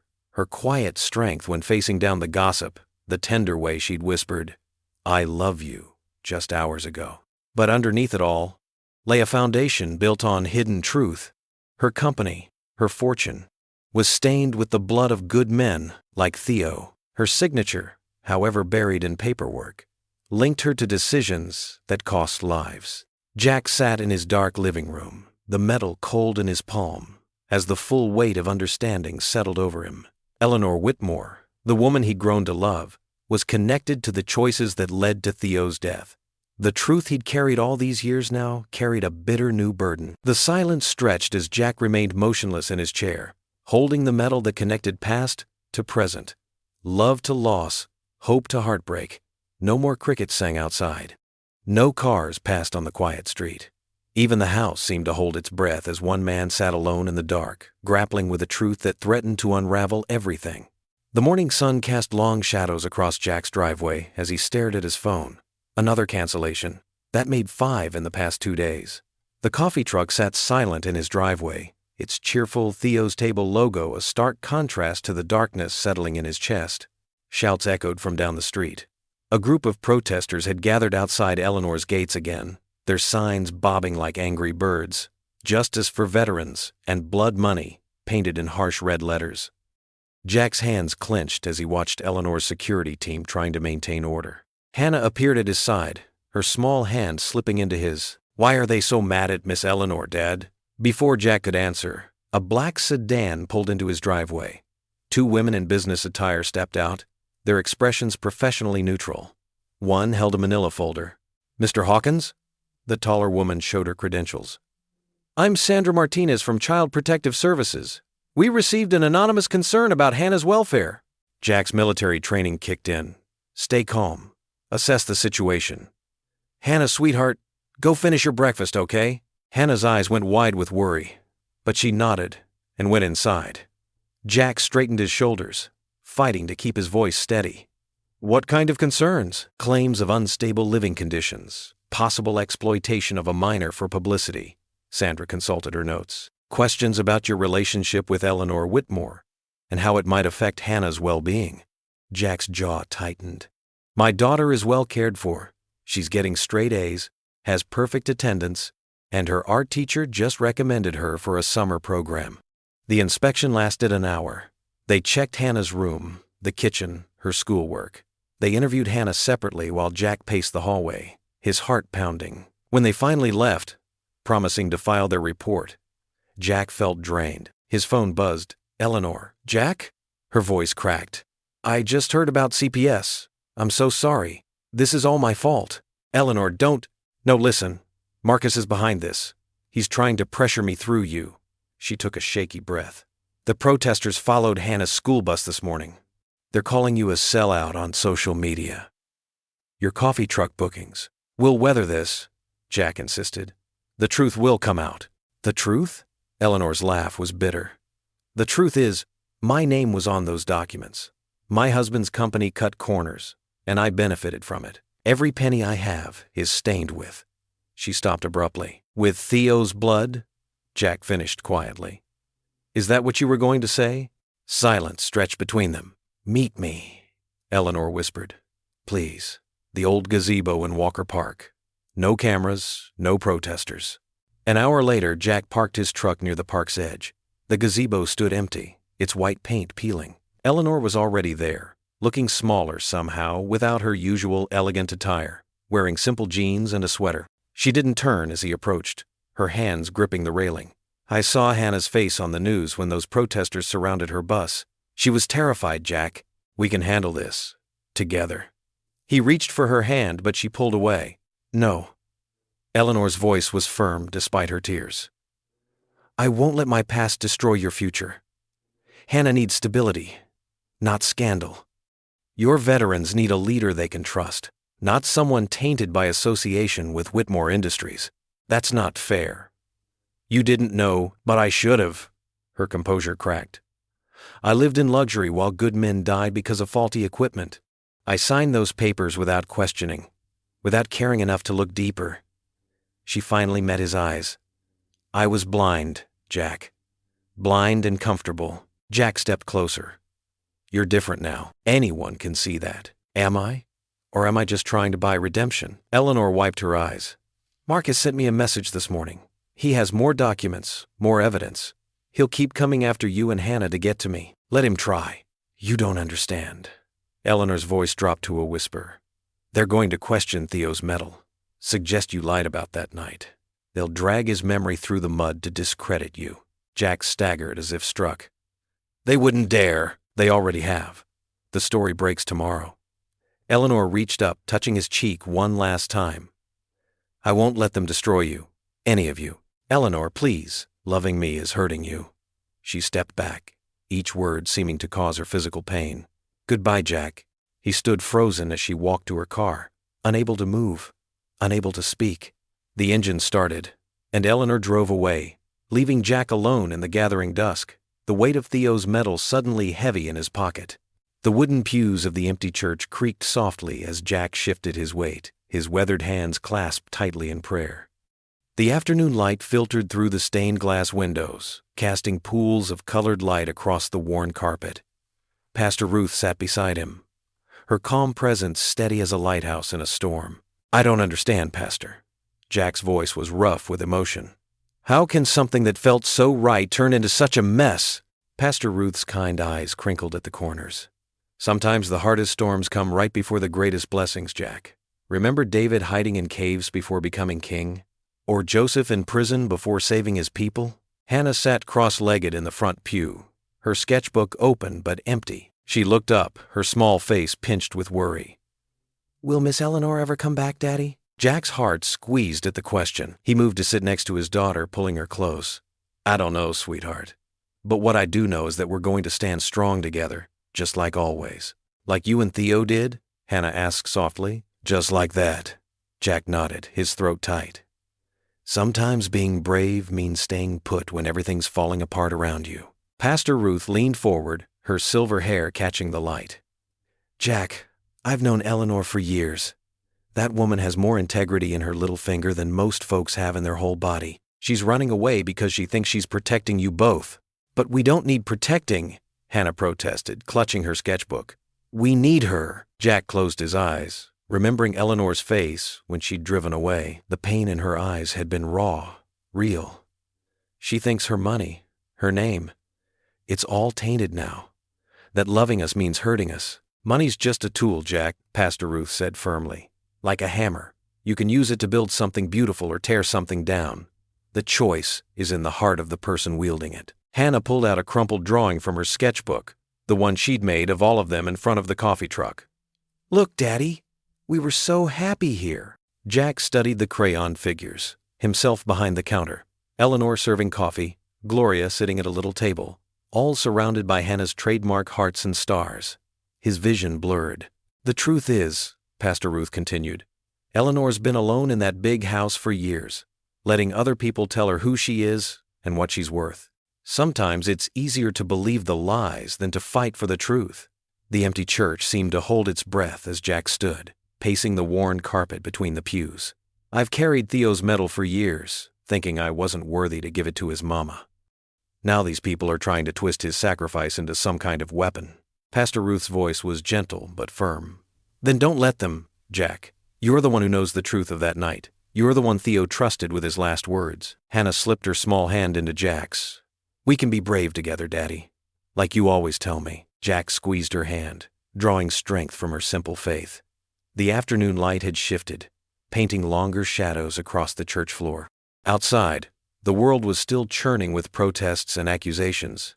But in here, in this sacred space, clarity began to seep into his troubled heart. You're right, Pastor, he said finally.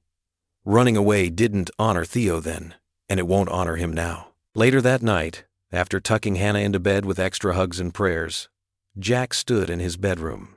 The Silver Star medal sat in its case on his dresser, catching the soft lamplight. He picked it up, feeling its familiar weight. I won't let them use you as a weapon, brother, he whispered, carefully placing the medal on his nightstand.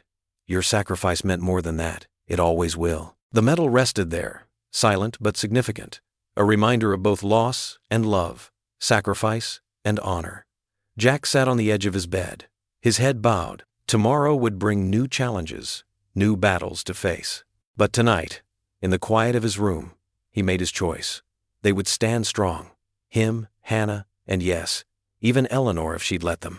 Together, the evening crickets chirped outside his window, a peaceful chorus in the gathering dark.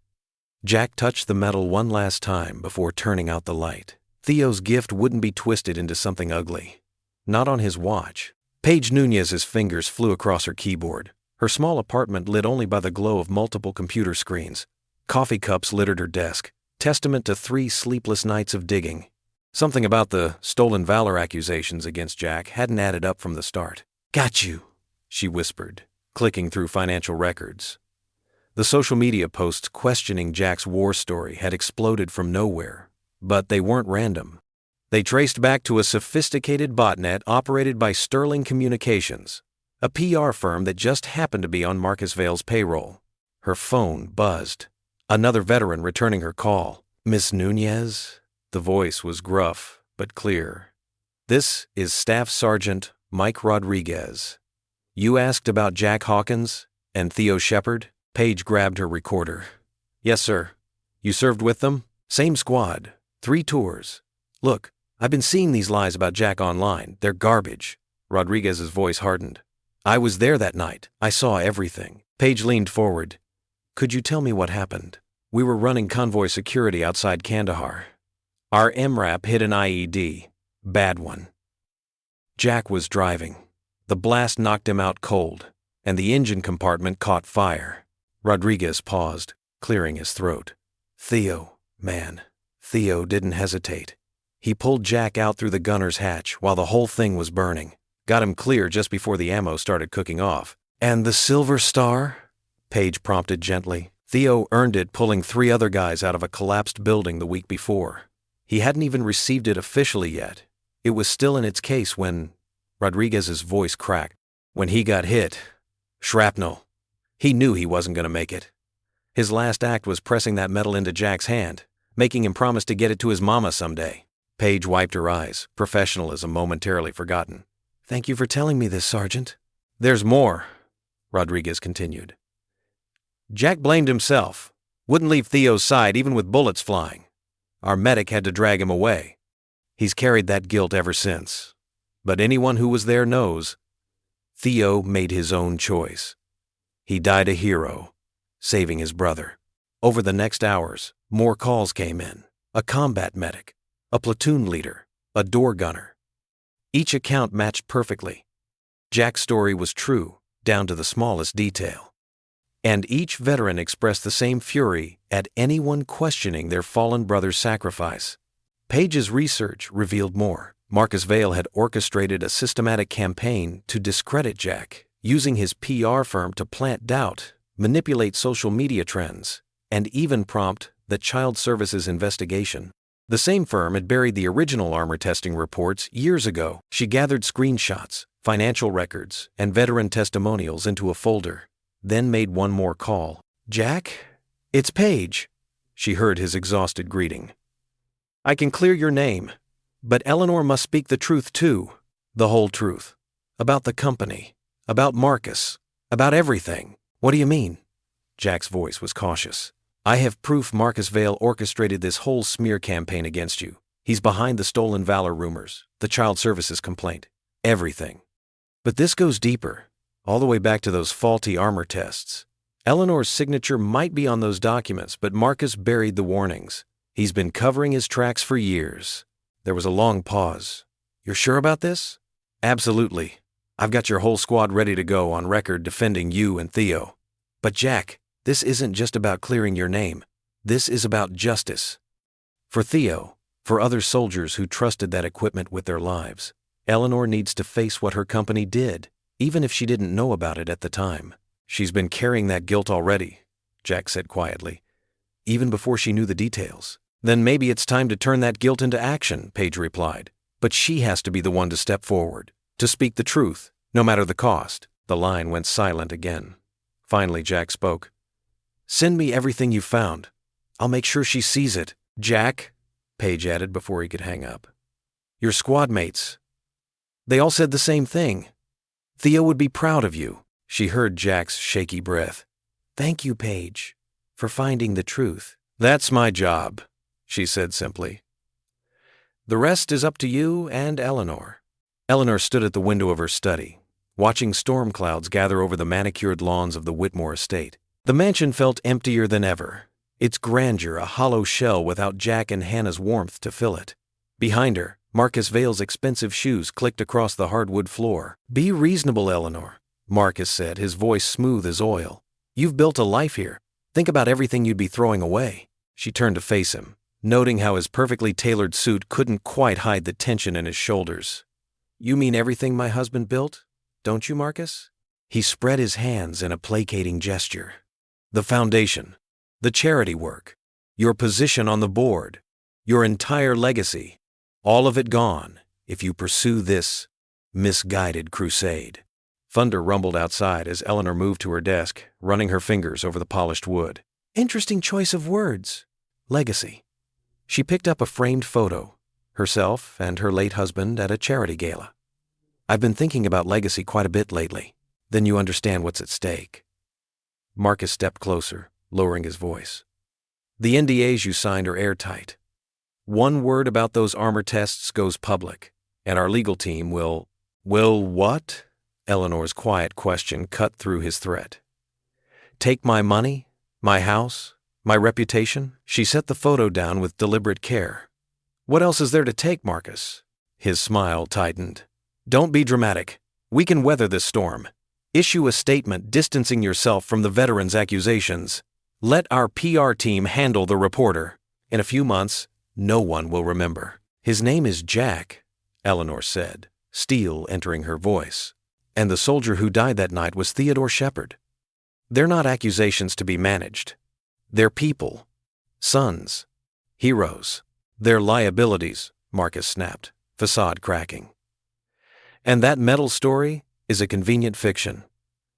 We both know. We know nothing of the sort. Eleanor's hands curled into fists. I've seen the proof. The testimonies from his squad. The paper trail leading back to your PR firm. Did you think I wouldn't find out? Color drained from Marcus's face. Those records are sealed. Not anymore. She moved around the desk, facing him directly. You buried those testing reports. You orchestrated the cover-up when the armor failed. And when Jack's story threatened to expose it all, you tried to destroy him. I protected this company. Marcus's composure shattered. Your husband understood what was at stake. The merger would have fallen through if those reports went public. Thousands of jobs, billions in contracts. All of it saved because I made the hard choice. The hard choice? Eleanor's voice shook with rage. Men died, Marcus. Sons never came home to their mothers. And you call that a hard choice? He grabbed her arm, fingers digging in. Don't you dare judge me. You signed those quarterly reports. Your name is on every document. You enjoyed the profits just like the rest of us. Eleanor jerked free, rubbing her arm. Yes, I did. And that shame will be with me forever. She walked to a cabinet, removing a thick folder. "But unlike you, I choose to face it." Marcus went very still as she set the folder on the desk. "What is that?" "Everything. Financial records, test results, emails, the PR firm's invoices." She met his gaze steadily. "I'm testifying before the AG's office tomorrow morning." "You can't." His voice turned desperate. "The NDAs. You'll lose everything." "No, Marcus." Eleanor smiled sadly. "I already lost everything when I chose wealth over truth, when I let fear of poverty matter more than the cost of silence." She touched her cross necklace. "But God gives second chances, even to cowards like me." "I'll destroy you," he snarled, mask completely gone. "By the time our lawyers are done, you won't have a penny to your name. That precious foundation of yours? Gone. Your reputation? Ruined. Everything you've worked for, all of it, ashes." Lightning flashed outside as Eleanor walked to the door. "You're right about one thing, Marcus. I have worked for all of this." She gestured to the mansion around them. "Worked so hard I forgot to ask if I deserved it, if it was worth the cost." She opened the door. "It wasn't. Get out of my house." "You're making a terrible mistake," he warned, straightening his tie. "No," Eleanor said softly. "I made my terrible mistakes years ago. This is finally choosing right." After Marcus stormed out, Eleanor sank into her chair, trembling. The weight of what she'd just done, what she was about to do, pressed down on her chest. She picked up her phone, staring at it for a long moment before dialing. "Hello?" Gloria's voice answered, cautious but clear. "Mrs. Shepherd?" Eleanor's voice cracked. "This is Eleanor Whitmore." A pause. "Yes, I." Eleanor closed her eyes, gathering courage. "I'm testifying tomorrow. About the company. About the armor tests. About everything." "I see." Gloria's tone gave nothing away. "I know I have no right to ask," Eleanor whispered. "But will you? Will you stand with me when I tell the truth? When I face what my family's company did to your son?" The silence stretched so long Eleanor thought Gloria had hung up. Then, so soft, she almost missed it. "I'll stand with both my sons." Eleanor pressed a hand to her mouth, tears falling freely. "Both? Jack's carried Theo's medal all these years," Gloria said gently. "Carried his guilt too. Maybe it's time we all lay our burdens down and pick up grace instead." "Thank you," Eleanor breathed. None of us deserve grace," Gloria interrupted. "That's what makes it grace." A warmth entered her voice. "Now, dry those tears, child. Tomorrow's coming, and the truth needs a strong voice to speak it." The community hall buzzed with tension as Eleanor Whitmore stepped up to the podium. Camera lights flashed, and reporters leaned forward with their recorders. She looked different today. No designer suit or perfect makeup. Instead, she wore a simple blue dress and minimal jewelry. Her hands trembled slightly as she adjusted the microphone. In the front row, Gloria Shepherd sat tall and dignified, her weathered hands folded in her lap. Pastor Ruth sat beside her, head bowed, in silent prayer. Scattered throughout the crowd were dozens of veterans, including those who'd supported Jack at the city council meeting. Their faces were stern but open, waiting. Eleanor cleared her throat.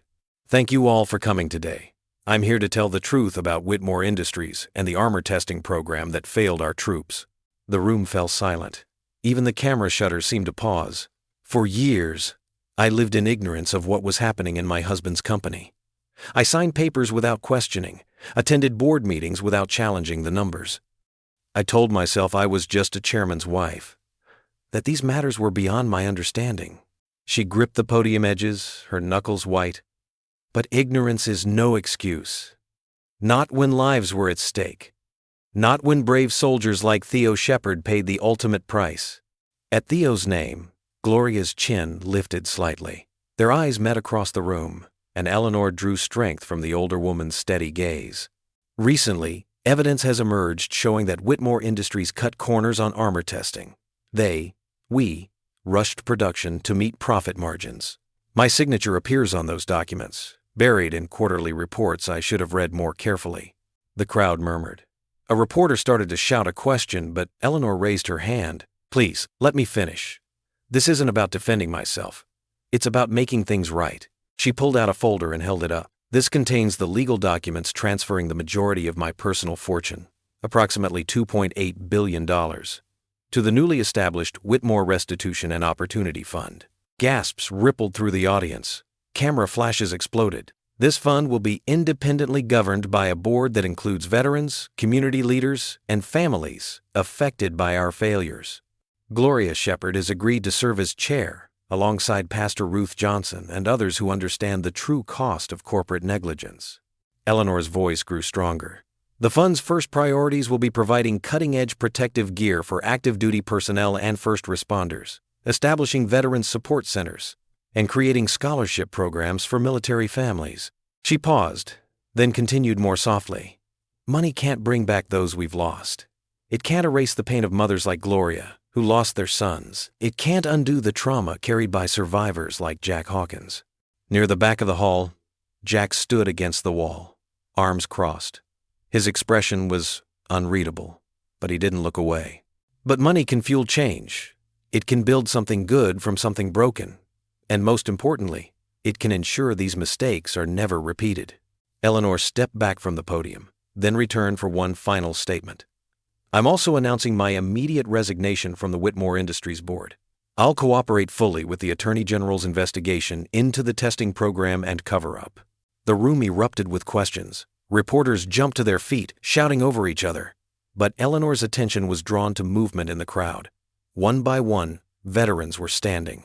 Not shouting, not clapping, just rising to their feet in silent acknowledgement. Gloria stood next to Pastor Ruth, tears streaming down her proud face. More people followed their lead until nearly everyone was standing. The applause started slowly, a few scattered claps that grew into a rolling wave of support. At the back of the hall, Jack remained against the wall, but his eyes glistened with unmistakable pride. His slight nod said more than words ever could. Eleanor felt tears threatening, but held them back. This wasn't a moment for her emotions. It was a moment for action, for change, for healing. She gathered her papers with steady hands as the applause continued to build around her. The morning sun streamed through Jack's kitchen window as he sipped his coffee, staring at the newspaper spread across his worn wooden table. Page's article dominated the front page with a bold headline: Whitmore Industries Scandal. The Full Truth Revealed. His hands shook slightly as he read through the detailed exposé had now reached national attention. Hannah sat beside him, munching on cereal and peering at the paper. Is that Miss Page's story, Dad? Sure is, sweetheart. Jack's voice was soft but steady. She did good work. The article laid out everything. The leaked emails, the testimony from whistleblowers, and most importantly, the clear evidence that Marcus Vail had orchestrated the cover-up of faulty armor testing. Eleanor's role was explained too, how she had been deliberately kept in the dark, her signature buried in massive quarterly reports that Vail had manipulated.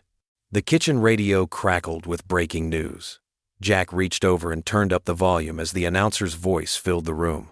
In a major development this morning, the state attorney general has announced multiple criminal charges against former Whitmore Industries CFO Marcus Vail. The charges include fraud, obstruction of justice, and criminal negligence. Hannah's spoon clattered against her bowl. Does this mean the bad man is going to jail? Jack nodded slowly. Looks that way. The truth has a way of coming out, even if it takes time. His phone buzzed with a text from Eleanor. Turn on Channel 5. Jack grabbed the remote and flicked on the small TV in the corner. Eleanor stood at a podium outside the Attorney General's office, her posture straight, but her eyes humble. The newly formed Whitmore Restitution Opportunity Fund was making its first major announcement. Today, we're launching our initial project. Eleanor's voice was clear and determined.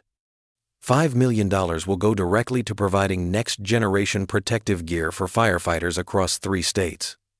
This is just the beginning of our commitment to protect those who protect us. The camera panned to show a group of firefighters standing behind her, along with Gloria Shepherd and Pastor Ruth. Jack's chest tightened as he recognized some of the faces, veterans who had served with him, now working as first responders. Dad? Hannah's voice pulled him back to the present. Can we go see the firefighters get their new gear? I think we might be able to arrange that. Jack smiled. pulling out his phone to text Eleanor back. Later that afternoon, they stood in the parking lot of the main firehouse. Crews were unloading boxes of new equipment, helmets with advanced thermal imaging, breathing apparatus with improved filtration, suits designed to withstand higher temperatures. The fire chief, a former Marine who had served 2 tours in Afghanistan, was explaining the features to a group of reporters. "This gear will save lives," the chief said firmly. "No question about it." Eleanor stood slightly apart from the crowd, watching the proceedings with quiet satisfaction.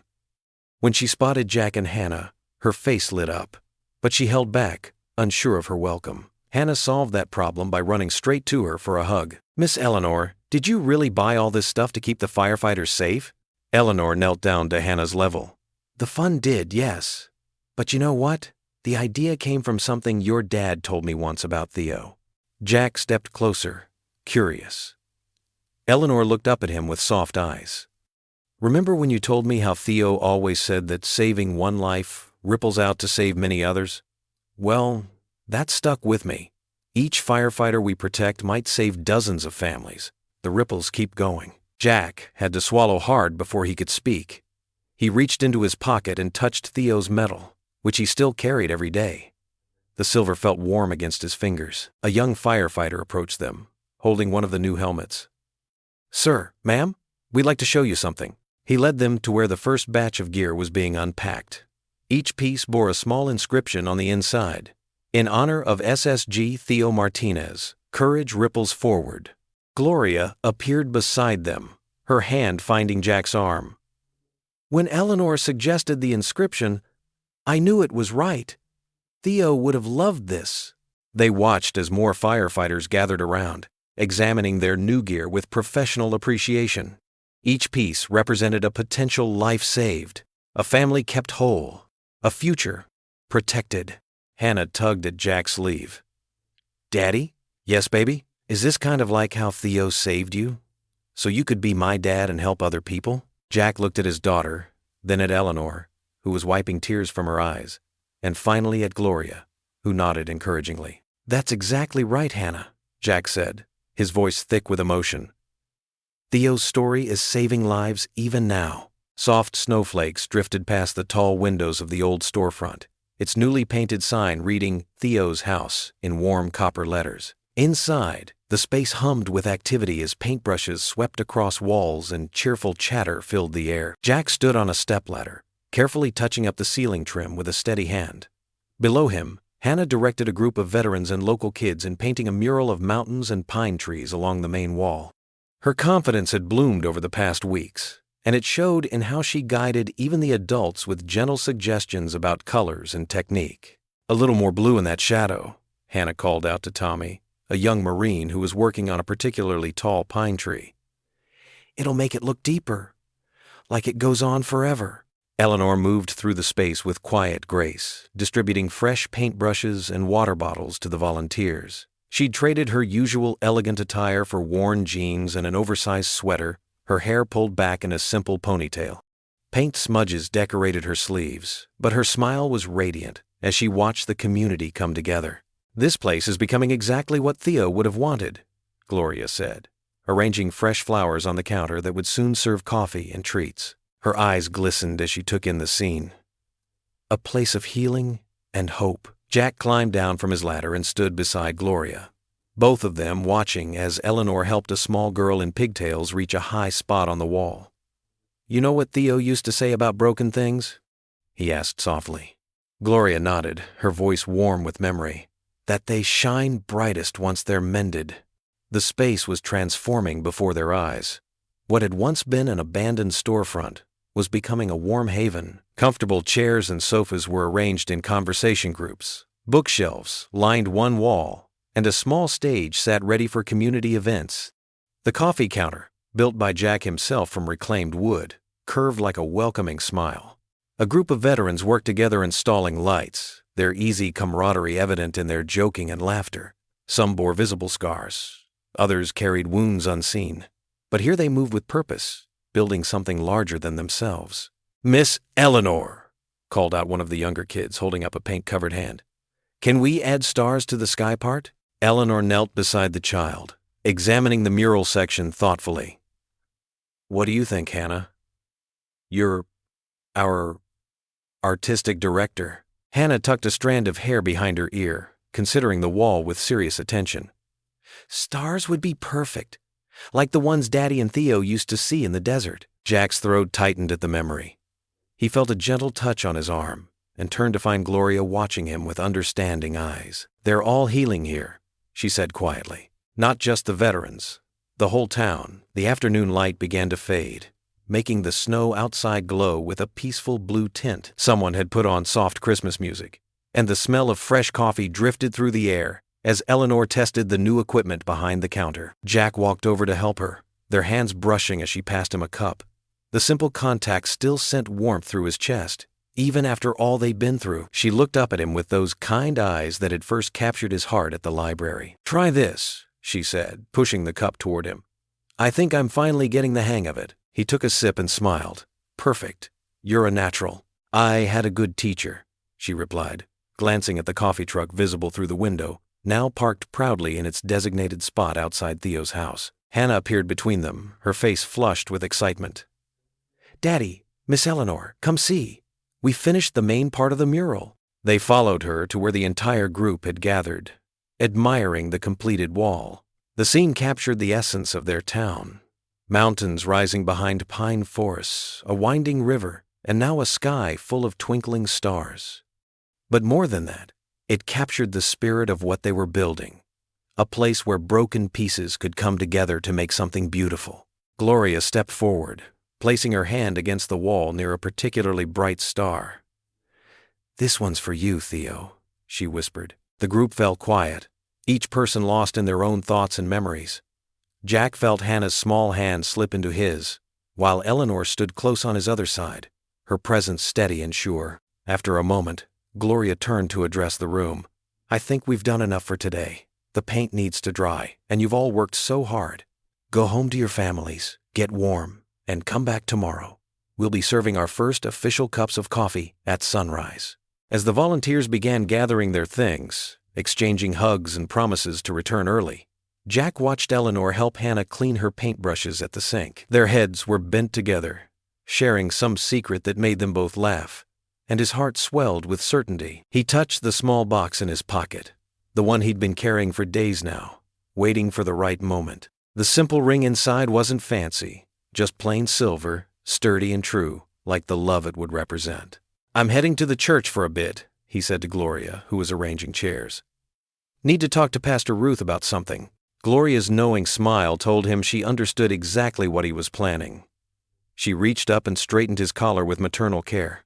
"Go on then, we'll finish up here." Jack put on his coat and stepped out into the gentle snowfall, his boots crunching on the fresh powder. Behind him, through the windows of Theo's house, he could see his family, the one he'd found in the most unexpected way, working together to build something lasting and good. The church steeple rose ahead, its cross barely visible through the falling snow. Jack walked toward it with purpose, each step taking him closer to the future he never thought he'd find again. In his pocket, the ring waited, simple and perfect, ready to ask the question his heart had known the answer to all along. Snow fell in gentle swirls outside the old brick church, its stained glass windows glowing like jewels in the evening darkness. Inside, evergreen garlands wrapped with twinkling lights draped the wooden beams, and red poinsettias lined the altar. The pews were packed with familiar faces from across town, their features softened by candlelight. Eleanor sat between Gloria and Hannah in the third row, her hands clasped tightly in her lap. She wore a simple cream sweater and pearl earrings, a far cry from the designer suits that once defined her. These past months had changed her, stripped away the glossy veneer to reveal something more authentic underneath. Hannah leaned against Eleanor's shoulder, sketching in her ever-present notebook while the choir assembled at the front. The girl had grown more confident since summer, her artistic talent flourishing in the warmth of their unconventional family. She looked up at Eleanor with a secretive smile that made Eleanor wonder what the child knew that she didn't. Pastor Ruth stepped to the pulpit, her silver hair catching the candlelight. "Tonight we gather to celebrate hope born in humble circumstances," she began, her voice carrying to the rafters. "To remember that light shines brightest in darkness, and that love can transform even the most wounded hearts.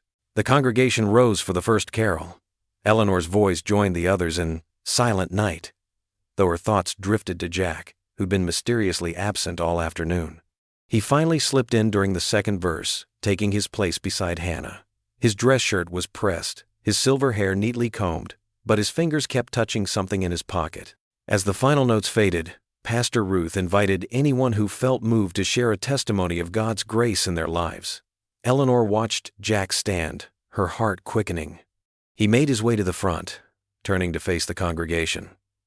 The same quiet strength that had first drawn her to him radiated from his weathered features. "A year ago," Jack began, his deep voice steady, "I stood in our library sharing a story of sacrifice, my brother Theo's last gift to me. I thought that story was about loss, about a debt I could never repay." He paused, his gaze finding Eleanor's. But God had a different ending in mind. Eleanor felt Gloria's hand slip into hers, squeezing gently. "That night, a remarkable woman heard my story and saw not my shame, but my worth," Jack continued. "She helped me understand that Theo's sacrifice wasn't meant to be a burden, but a foundation to build something new." He reached into his pocket, withdrawing something small that caught the candlelight. "Eleanor," he said softly, "would you join me?" Eleanor's legs felt unsteady as she walked to the front. Jack's eyes were warm with love as he took her hand. "This ring," he said, holding up a simple silver band, "was fashioned from metal salvaged from a retired map vehicle, the same kind that protected my unit that night in the desert, the same kind your company built." His voice grew thick with emotion. "What was once a symbol of war and loss has been transformed into something beautiful, just like us." Tears spilled down Eleanor's cheeks as Jack went down on one knee. The entire congregation seemed to hold its breath. "Eleanor Whitmore, you helped me see that courage isn't just about facing death. It's about choosing life, choosing love, choosing to build something good from the broken pieces." He held up the ring. "Will you build that life with me? Will you marry me?" Eleanor's voice trembled as she answered, "Yes, Jack Hawkins. Yes, with all my heart." As Jack slipped the ring onto her finger, a small figure darted from the pews. Hannah threw herself into their arms, nearly knocking them both over. Jack caught her with a laugh, pulling both Eleanor and Hannah into a tight embrace. The church erupted in cheers and applause. Gloria wiped tears from her eyes, beaming. Pastor Ruth raised her hands in blessing over the newly engaged couple and their daughter. "See," Hannah whispered, her face glowing. "I told you Christmas miracles really happen." The congregation surged forward to congratulate them. Eleanor felt surrounded by love. Not the cold approval she'd known in corporate boardrooms, but genuine affection from people who had seen her at her worst and still welcomed her as family. Jack kept his arm around her waist, steady and sure. Eleanor touched the ring on her finger, marveling at how something forged in war could become a symbol of such peace. Like her fortune now funding veteran support programs. Like Theo's medal finding its place of honor in their community center. Like her own heart opening to love again, redemption was possible. Love could truly transform anything. The church bells began to ring, their joyful pealing carrying across the snow-covered town. Inside, the congregation broke into Joy to the World, voices lifted in celebration of not just Christmas, but the promise of new beginnings. Eleanor sang too, her heart so full it felt like it might burst. Jack pulled her closer, pressing a kiss to her temple. Hannah stood between them, one hand in each of theirs, completing their circle of love. Together they faced their future, built on truth, strengthened by grace, and illuminated by the kind of love that could redeem even the deepest wounds. The candlelight caught the simple silver band on Eleanor's finger, making it glow like a star of hope in the Christmas night. Christmas morning dawned crisp and bright over the newly renovated storefront of Theo's house. Fresh snow blanketed the sidewalks, and holiday wreaths adorned the gleaming windows. The brick facade had been restored to its original warmth, with Theo's House, Where Courage Meets Compassion, painted in dignified gold letters above the entrance. Inside, the space hummed with anticipation. Veterans in pressed uniforms mingled with families in their Christmas best. Children darted between legs, their eyes wide at the towering Christmas tree decorated with handmade ornaments. each one bearing the name of a local service member. Jack stood near the front, adjusting his tie nervously. Hannah had helped pick it out, forest green with tiny silver stars. Eleanor stepped beside him, squeezing his hand. She wore a simple red wool dress, her engagement ring catching the light from the Christmas tree. "You ready?" she whispered. Jack nodded, his eyes fixed on the wooden shadow box mounted on the wall.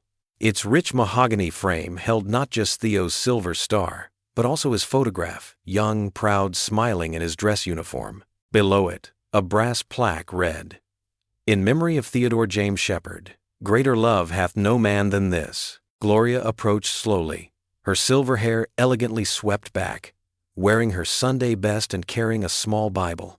The crowd parted respectfully. Pastor Ruth followed, carrying the ribbon and ceremonial scissors. "Friends, family, neighbors," Pastor Ruth began, her voice carrying through the hushed room. "We gather on this Christmas day to dedicate this place of healing and hope. Theo's house will stand as more than a memorial. It will be a living testament to the power of sacrifice, redemption, and community." Gloria stepped forward, her head high despite the tears in her eyes. "My son believed in service above self. He believed in second chances and in lifting others up." She turned to Jack and Eleanor. "Through you both, his spirit of compassion lives on. This place will help veterans find their way home, guide young people toward purpose, and remind us all that love is stronger than loss." Hannah moved to stand between Jack and Eleanor, clutching her sketchbook. She'd drawn the initial designs for the interior, warm colors, comfortable seating areas, a study space for kids, and a counseling room decorated with nature scenes. Now her vision had come to life. Eleanor spoke next, her voice steady. "The Whitmore Restitution Fund begins here, with this promise. No veteran who walks through these doors will walk alone. No child will lack for mentorship. No family will be turned away." She looked at Jack, then Gloria. "Through truth and grace, we found our way to healing. May others find their path here too." Jack stepped forward, the weight of the moment visible in his bearing. "Theo saved more than my life that night in the desert. He saved my soul. When he pressed that medal into my hand, he wasn't just giving me an award, he was giving me a purpose." His voice caught. "Today, we place this medal where it truly belongs, in a home built on courage and compassion." Gloria opened her Bible and read from Isaiah. "They shall build up the ancient ruins. They shall raise up the former devastations. They shall repair the ruined cities." She closed the book and placed her hand on the shadow box. "Let this place be blessed as a shelter for the wounded, a haven for the searching, and a home for all who seek healing." Pastor Ruth handed the ribbon and scissors to Hannah. "Would you do the honors, sweetheart?" Hannah stepped forward, her hands steady as she cut the red ribbon. The crowd erupted in applause and cheers. Veterans stood at attention, offering crisp salutes to Theo's photograph. Outside, the first flakes of new snow began to fall.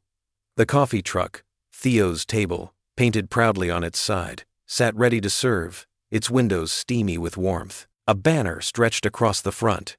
"Courage plus compassion. Home." Families began filing out into the snow, accepting steaming cups of cocoa topped with whipped cream. Children caught snowflakes on their tongues, while veterans shared quiet conversations on the newly installed benches. Jack, Eleanor, Hannah, and Gloria stood together near the truck, their breath visible in the cold air. Hannah had her arm linked through Gloria's, while Jack held Eleanor close. They watched as the community they'd helped build celebrated around them, a tapestry of lives woven together through loss, love, and redemption. The snow continued its gentle descent, dusting their shoulders like a blessing. In that moment, they weren't just individuals brought together by circumstance. They were a family, stitched by grace, standing strong in the light of Christmas Day. Gloria squeezed Hannah's hand and smiled at Jack and Eleanor.